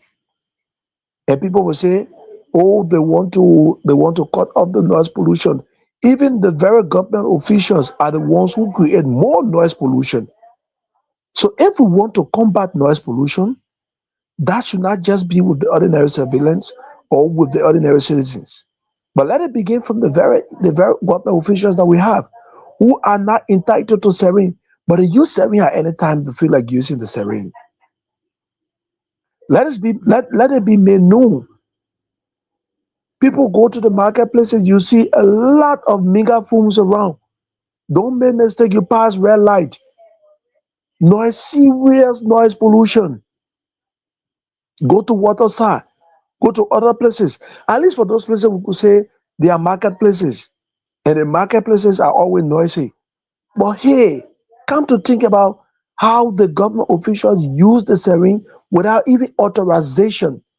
Where there are no emergency cases, they use the siren. So we need to start from there. And then we go to the churches, we go to entertainment centers, play the music at a minimal level where the community will not be embarrassed. People want to retrospect on things. People want to concentrate. People want to have peace of mind. But the community is very polluted by noise. That has to start from the nation's capital before it be decentralized in other places. Then come to talk about the drugs case in our country. Hey, and like you said, Mr. Nipe, that the president may be trouble. I like the word that you said, he may be trouble. But in my own opinion, I would say the president is not troubled. The president is not troubled. Because if the president was troubled, by this time, the investigation would have gone very far. It wouldn't have been the Senate to pressure the Joint Security Council of the Republic of Liberia to make sure that this matter be investigated speedily. The president was doing his own investigation to know because, he never, as the information came out, he was also wondering if his own son hand would have been caught in a cookies jar. But since he knew that his son hand was not caught in a cookies jar from the investigation done, so he had to come up with a statement. But hey, if the president was very, very much, troubled, by this time, I know President Barker, this matter would have been investigated very speedily. What happened now, what is bringing more pressure is that during the CDC administration, the loss of case of 100 million United States dollars. I think 100 million or 100,000 United States dollars. Now, Liberia's... It was 100 million. 100 million. Thank you for the correction. And subsequently 200 million around the Cape Palmas Beach. Okay. Now, Liberia stands on integrity has dropped. The report released of recent has put Liberia to about 25% or below. And what does this do? It actually creates the avenue to state that the country is not trusted, is not trustworthy, and it shies investors away. So this is why we see the president has gone to, he had to take, an emergency trip to Turkey, and they want to fast track this investigation so that Liberia's, image cannot spoil, or they want to protect Liberia's image for an increase of the percent. But hey, let's come to investigate. If the president was troubled by this time, the head of the LDEA should be asked to step aside. Because, why? His travel. A person of interest right now, his travel is in this case. How can we Liberians believe that the boss of the LDEA, the commander-in-chief of the LDEA, or the officer in charge of the LDEA, driver hand is being caught in a cooking jar, and the commander or the officer in charge would not know about this issue? Considering the proximity and considering the level of movement, those are things we need to look at. Now, when the president called for a release, the video footage that came out from that very release of Biago, who is the boss of the LDEA currently, was very troublesome. You could see him very troubled by the statement of the president in that conference where he was sitting. If the president was indeed troubled, by this time we should be seeing some level of actions taken. But he's also helping with the investigation. As a member of the Joint Security Council of our Republic, how can we say the president is troubled? If we want to combat drug, like the president said, no stone will be left unturned, then the necessary action needs to be taken from this point in time. If he's indeed troubled, there's a need to put in those mechanisms so that the investigation is being fast-tracked. Even the police RG,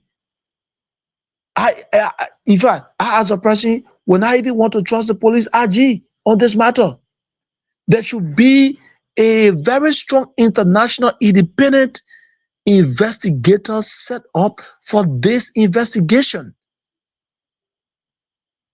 which will help.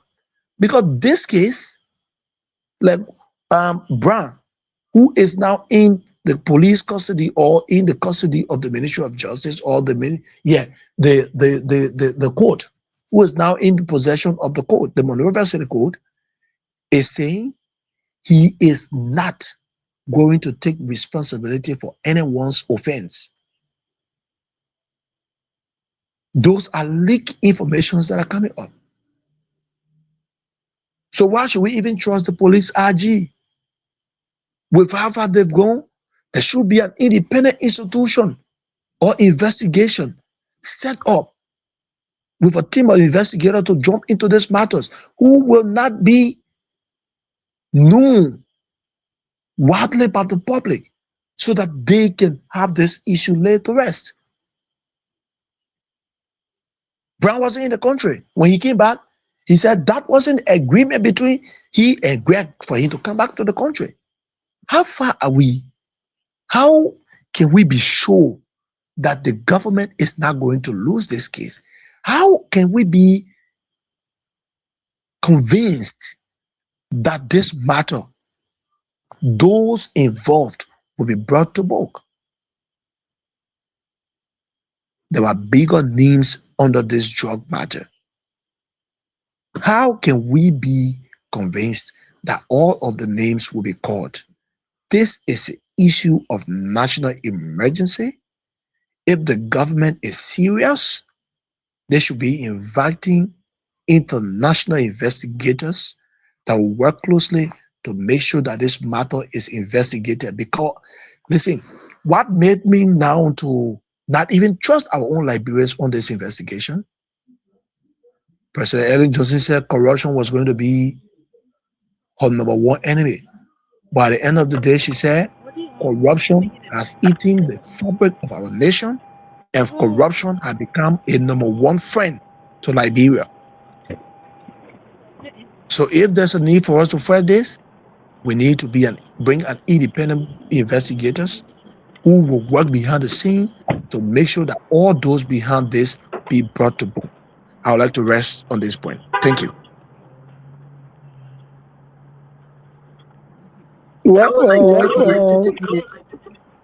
Okay. Thank you, Abraham. Let me see. Mr. Nipe, we're gonna give you the time, but let me see whether Mr. Wright is there. Mr. Wright, are you there? Okay. Mr. Wright, let's hear you. Okay, let's go over to you, Mr. Nipe. And before we go to you, Mr. Nipe, let's get to okay. Madam Smith, let's get to you. You've been listening to. You brought about the first one, the EPA. What is on your mind? Or you want to say more about the EPA? From there, then we come to Mr. Nipe. Okay, so since Mr. Nippy brought up this whole drug stuff, I just want to boil down what I had to say about EPA. We all know that there's a mandatory requirement under the EPA Act that they work with the Ministry of Health. In fact, that's one of the ministries they're working closely with. And through that ministry, trust me, in their joint efforts, we're drinking safer water now because they've put in a lot of, mechanisms, gave some testing tools. The EPA even in their building designed a facility for testing, like diseases, any new infection or whatever that the Ministry of Health uses to their availability, just to make a long matter short. And I want to thank one of my sources from Ministry of Health who's locked into this program for her kind gesture in, sharing 3 pages of information as to how well the EPA and Ministry of Health are working together. And maybe we'll discuss that on another show. But now pertaining to this drug case, I think the president should be gloating because finally the Liberian government, the international body, we the citizens now have everything in a loophole. There will no longer be anyone trafficking drugs through our airport. I'm very sure of that now. But I also want to say we can't expect the president to arrest everybody in this case, because if that be the case, they should be arresting the operator of the plane that brought the drugs. Have they been questioned? Has the stewardess been questioned? Have anyone from the airport that it came from been questioned? Also, before the LDA gets information to do a bust, someone, quote unquote, someone snitches. When the LDA arrests a suspect for drugs, especially cocaine, they're going to ask that suspect, where did you get it from? And some cases, everyone has their right. When you're arrested by the law, you have your right to either go to jail, be sentenced to a period of time, or you can negotiate by sharing information that will help you to be released from your own problem. That's a law. I mean, that they have their right to do that. No one can say, oh, we arrested him for drugs, we let him go. No, they didn't let him go. He gave valuable information that enabled the LDA to make a bigger seizure and arrest of drugs. So we should be asking the snitch, the person who gave the information, we should be finding out who informed the LDA. That should be the next step. Who gave the intel? Where did the intel come from and how were they involved? Because to know about something, you got to be about something. And also, all over the world, crime is being committed.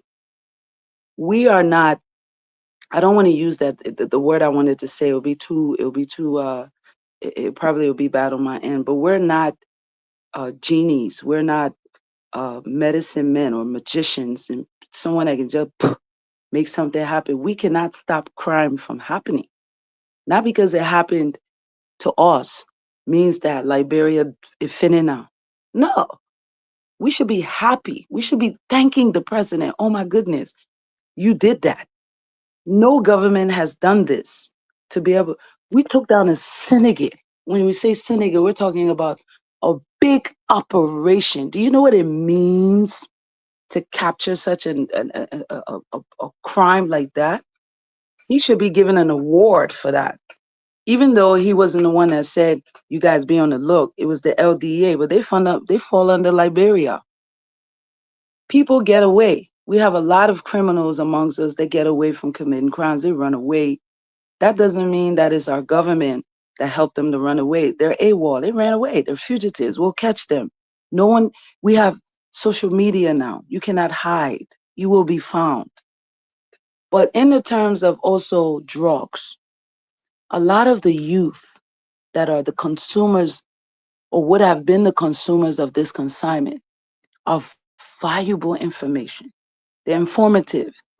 I don't know why no one is reaching out to at-risk youth within the airport vicinity, because had that drug, whether it be 2 or 3 boxes of that consignment, enter into our communities, it would have started to be dispersed right in at Margee B, Lower Margee B, I think District 2 or whatever. They would have been the first to get hold of that drug. So why is no one talking? Why? I expect the media to be doing vox pops around the airport, vox pops around the ghettos, vox pops all over RIA, asking the same question over and over again. If we had not caught this consignment, would you have benefited from it? Do you think your dealer would have brought some of the drugs to you?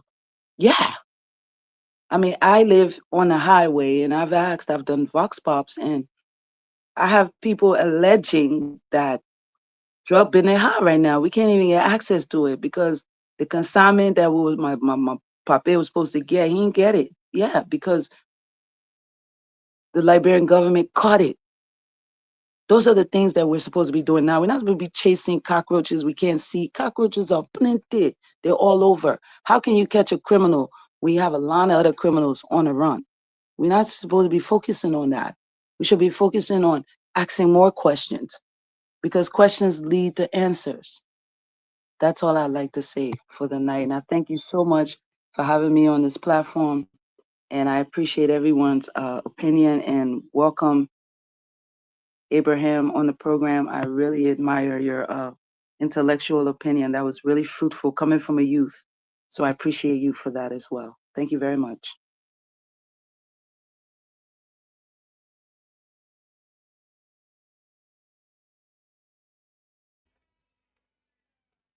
Thank you very much, Madam Smith. Thank you. I appreciate it. Hello, can you hear me now? Yeah, we can hear you.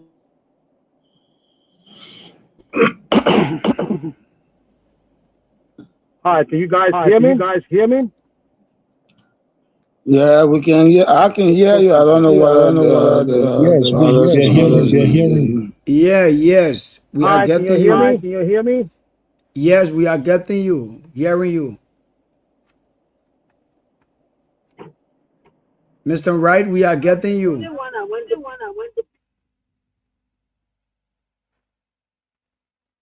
Mr. Wright? I think he needs to come back. That's the no way he's going to get us. Perhaps some seconds.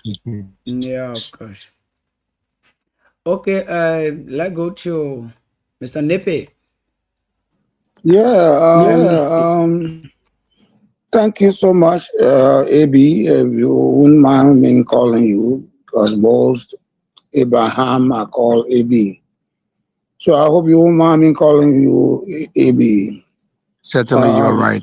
Don't mind, sir. Okay. I have my grandson whose name is Abraham, so I call him AB. Well, thank you for giving me that privilege to refer to you and call you Mr. AB. Are you Yapaulo or what? What's the surname? That's Young Pao, Abraham Young Pao Duncan. Okay, Mr. Duncan. Well, yes, I think you have touched some fine points with regards to you coming from where were you coming from into the city, and There's a prevalence of noise making, people acquiring instruments of security which they are not entitled to. The very lawmakers become the breachers of the law with impunity. They circumvent the laws, the very laws they make. They pinch into the law in such a way that when Peter Paul, who grew up on Center Street or Blackbar area, as soon as he does something or say look into somewhere, he's going to South Beach. The question that comes to any reasonable person's mind is that, why should you be the lawmaker and you are the same one who breached the law? Why should you do that? Because if you made a law for us not to dump or cause noise, you should not be the one causing noise. And then you say, you don't know, do you know who I am? Who you are does not matter. What matters is the Republic of Liberia and the law pertaining to the governance of the Republic of Liberia. That's what matters. It's not because you are a senator or you are a representative. If you are a senator or a representative, say to whom much is given, and this is purely biblical. To whom much is given, much is acquired, or much is required, or much should be given back.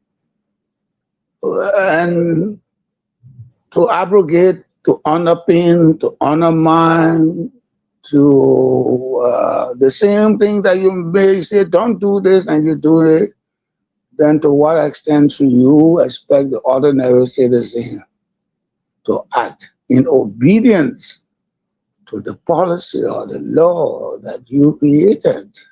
Then it becomes a problem. So if he is right, senator or representative is late for section when perhaps he was an habitual late student. When we were supposed to be in class by 7:30, by 6 o'clock, sometimes you leave far or you start walking. So you be on campus by 7 o'clock.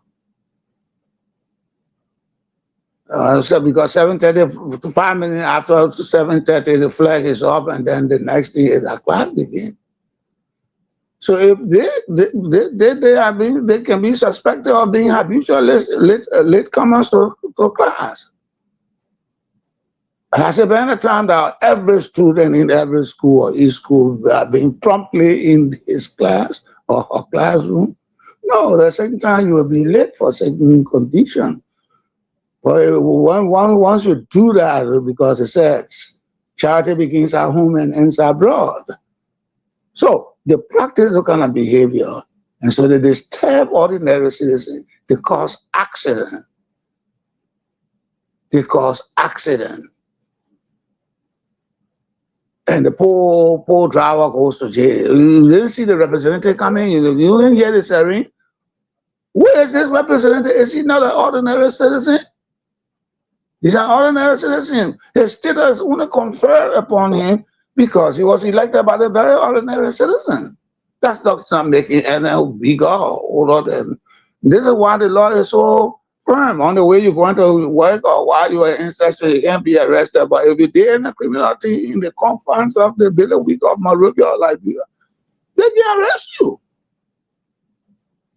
It does not negate the fact that because you are a representative, so you commit crime and say that be male, you don't touch him. No. The female must be the one to show that. If you wear a beautiful shoe, let the shoe be shining. So other people see the attractiveness and beauty in that shoe. But if you're going to buy an expensive shoe and you got it all dusted up, and you see my shoe, you know I'm going to pay for the shoe. They say, my man, you know, Jimmy Rogers said his voice is better than the shoe you got on. Even though you pay $300, $400 for it, but the way you use it. So it comes to this usage of the authority in them vested. The way you, it said, the way you do the things you do.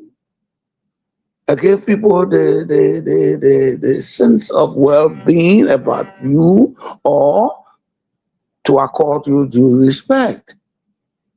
We feel that because you are sitting in a temporary seat. Because being a senator is just about what, 6 years? Representative 9 years. After 9 years, they vote you out. The very citizen vote you out. Who are you? And this is why the Bible says, on your way climbing up, remember you will come down. So treat those people while you are up there very nice. So the day you come down at the bottom of the ladder, they remember you. They remember how obedient you were to the laws that you made.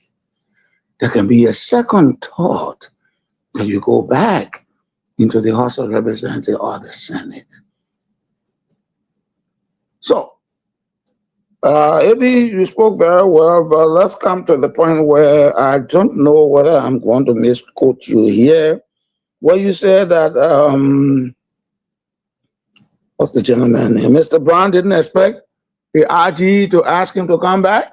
Is that what you said? No, that's not what I said. I was saying, because you know this entire thing is complicated. This is a complicated story. All of what is happening. Are you aware that Brown wasn't in the country? He was outside Liberia, but he had to come back to the country. And Brown is saying there was a recording that Brown was expressing that he wasn't going to take the blame for everyone. If there's a need for him to address the press, to provide the necessary information, he will definitely do, because he's not going to go to jail or take anyone's offense and keep it on his head. He came back, they had an agreement secretly. So this is why you see the investigation is kind of, slow. And for me, I would not want to trust the process. If you observe during the Senate questioning, where Senator Koga was asking questions and the police RG said he was being addressing as speaking loosely. That was one of the points that Koga was hitting. Now they had that agreement that he was going to come back in country, but there was going to be some protection provided him.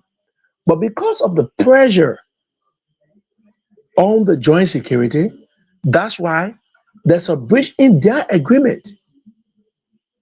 So one of the video footage that was being cut off, Brown was saying that was in the agreement. There's a breach in the agreement why he had to come back to Liberia, because he was promised that he was going to be, treated some way, somehow. But now it is on the contrary. And this is because of the pressure that the Senate placed on the joint security. So this is why Brown is now saying he's not going to take the blame for anyone. There's a need, if there's a need, or if the agreement cannot be observed on how he came back to the country, he will address the press.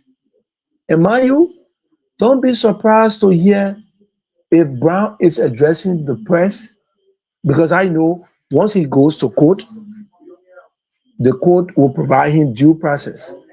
He's going to be attached to a lawyer. And there might be some way, somehow, that the media will have to engage him. Information that you do not expect to come out will be leaked, as long as he's not willing to serve a sentence or to be held liable for an offense that is not being committed by a single individual. Okay. I got that point. So, in other words, I think he was assured to being used as a state witness, and if that is his case, and he's behind bars, maybe they're trying to protect him from further injury, because sometimes people who are accorded such a status because of the information that they reveal, they in due time can be used as state witnesses. So what do you do in order to establish a prima facie case you want to keep that person very, very safe. And it is not to their homes. If you don't have another safe house, then you save them where people will see them being tentatively held someplace, such as where Mr. Brown, I don't know where he is now. But the case is of concern to the president. From where I sit and the information that I've been privileged to hearing, I may have said what I said, but he's very concerned. He's very concerned whether or not, as it was being said in many quarters, it was next to him, and that is not next to him does not mean that he should not be concerned, because the crown that wears the heart is the one that bears the weight of the heart. The man who wears the shoes or put on a test shoes on his feet, it is his toes and his body that speaks when he starts to walk in a manner that is not correct. So that being said, I'm sure that he is concerned, and every good leader will be concerned when that happens under your watch. And why do I say so?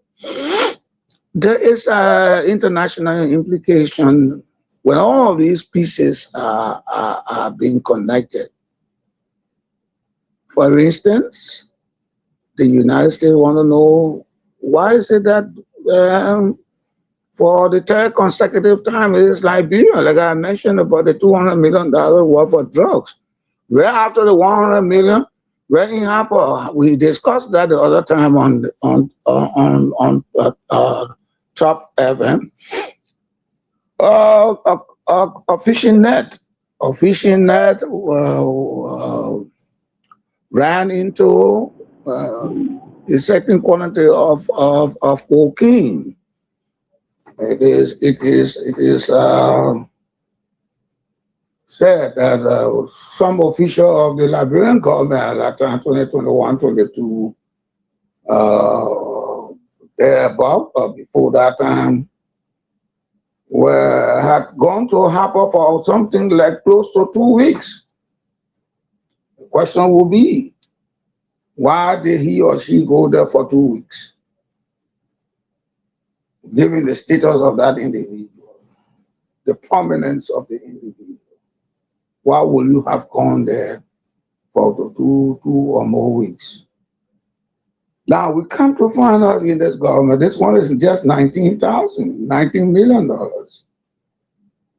So the previous government was something like $300 million. But is it because of your one of your children stole $1,000, other one steal $5, so you cannot punish them? No, they are all criminals. They should be punished. So what am I saying? The case of yesterday and the case of this, they have of tremendous importance to the Republic of Liberia and the international community. And that's why when Chris asked the question, what is on your mind? I surveyed my mind. I said, the APA is a question, but more of a question is the drug incident. Because I foresee, I suspect highly, if it is not ongoing, it might be happening. That people were trying to be skillful. Use the powder because it's a part of the substance. Use the powder in people drink. Say that beverages is selling on the market and the poor boy buys it, the poor little buys it. Then she goes haywire and fall down in the street. Convulsion starts taking place. It is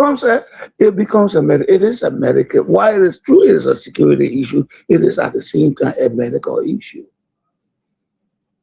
The environment will be polluted because you will have people who are mentally imbalanced to be parading the corridors of the public. Injury will be happening. So it becomes a public hazard. It is, as it stands, a public hazard, and has an international wrap around it, because that wrap around it, people say, well, look, we're going to wrap Liberia, because we're not saying Liberia is a clean country. Liberia is inundated with drug, incident of drug. It happened one administration twice, and it's happening this time too.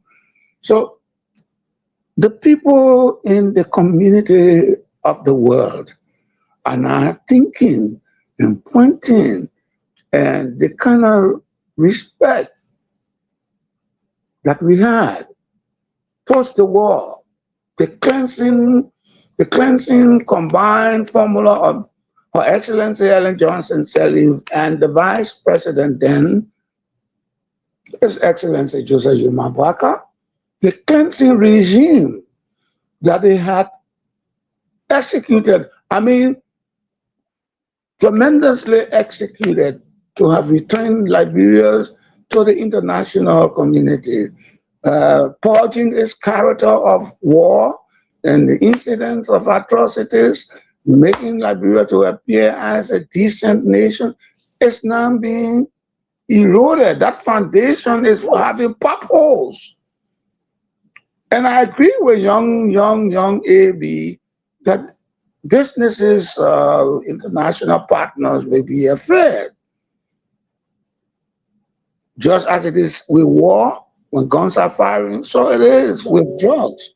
When a country is prevalent with drugs, people of goodwill, people of good intention, people whose mind is centered on the redemption process of that country, try to recluse themselves or draw back from coming into that nation to do business. And this is the apprehension I see the young man has. A student who is studying epidemiology, this is what he has. And if we have students such as AB to be concerned about what is happening to our country, then all of us must get on that same wagon of concern and urge, plead, encourage, sort of be the catalyst of the fierce urgency for the government to move expeditiously, turning over every desk, every stone, every palm tree that is there, because the drug people are very clever. We have people just standing in the palm tree there, be careful, the old man, what they Liberia in a 2 weeks. As soon as a 2 week finish, we can get back to I will start doing our thing again. No, this time, if you are caught, you should be dealt with. This time, it should not be the surreptitious or quiet exit of the country on our clandestine movement. No, it should not be that way. We are concerned as a people, and we should work in tandem or unison or collaboratively so that we can cleanse ourselves of these kind of incidents. And I ask the people in the House of Representatives and Senate, I ask them right now to do a due diligence, to put a key on this investigation such that the investigation will go as rapidly as possible, take the people to court and make sure they have people at the borders. Because, why do I say so? When you have a cartel operating within the bailiwick of a country, at its border, the borders, if they are not careful, they become poorer inlets for importation and exit to get the criminal out. The government of the Republic of Liberia will make sure that all of its border, the Mara River area, the Nimba-Guinea border, the Ivorian Logatuo area, People trying to say they went to Sando County, they will not go to Sando County. Those are the people there who were sent to court should be canned from the court. In fact, this investigation should be conducted in a way that all of the people who are connected to this thing, whether they be informed or not, they can use the filtering measure later on. Put them behind bars. Keep them behind bars at Southbridge. And then consecutively investigate them. After investigation, you take them back. Or you take them to a safe house.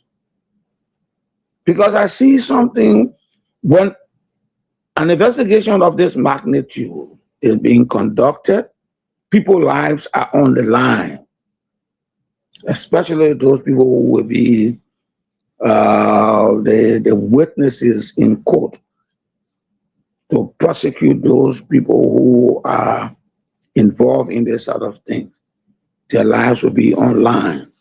So the government has a fiduciary duty to ensuring that they can save these people's lives. Save the people's lives. That's one aspect of the issue, to prosecute them. The second thing is that I would like to know the contraband item, the cocaine, the Duji, or the, what they call it, the Kush. Where are they being kept? Who's keeping them? What happened to the last consignment? Where is this consignment, the $19 million consignment? Who will be keeping the $19 million consignment? And somebody in the radio audience or TV audience, I mean, why are you saying that? I'm saying that because if that consignment is not kept with several locks on it, with several keys, that consignment will vanish. It will vanish just as the perpetrators themselves. Mr. Nebe. Yes, sir. Yes, sir. Yeah, you should climax it with your closing comment. When you finish it, your climax it with your closing comment, okay? But why do you let to read my mind? I see, because you are Christopher and I'm Christopher. So, the EPA issue, it is related to sicknesses, malaria, coffee, all those things. I'm happy that Mark Lottie said there's a 3-page document that she might bring on the show subsequently. So know the alignment between, or the collaborative working between the Ministry of Health and Social Welfare and the EPA. That is commendable to see them work. And I think they should not leave off the Ministry of Lands minds, because I foresee drug coming into our country, the way the people are cutting down our trees for gold and diamond. So they should all, that a 3-party kind of collaboration should be formed. And then on the drug issue, government should leave no stone unturned. No decks will packet not to be open. All must be open. And make sure that all of those people, whether they will be witnesses during the trial, or you see them as one and the same, put them in jail, put them in detention for a while to preserve their lives, because 19 million is not a small money.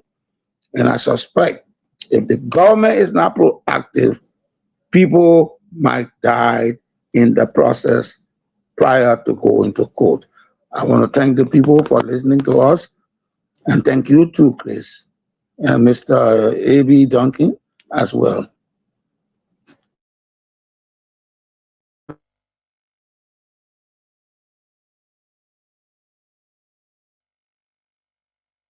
Okay, that was so great. Yes, indeed.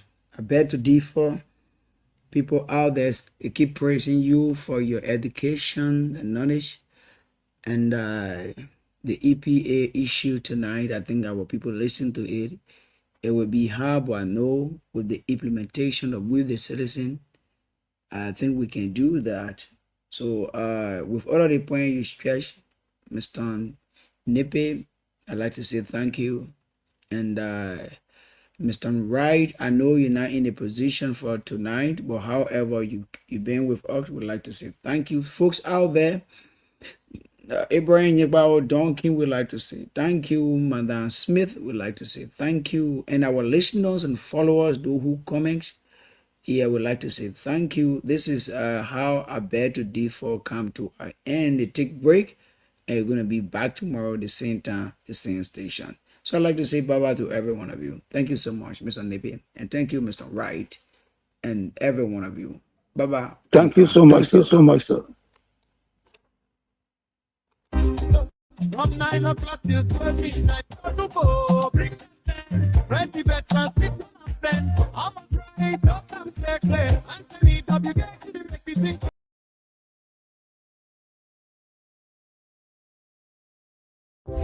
TOP FM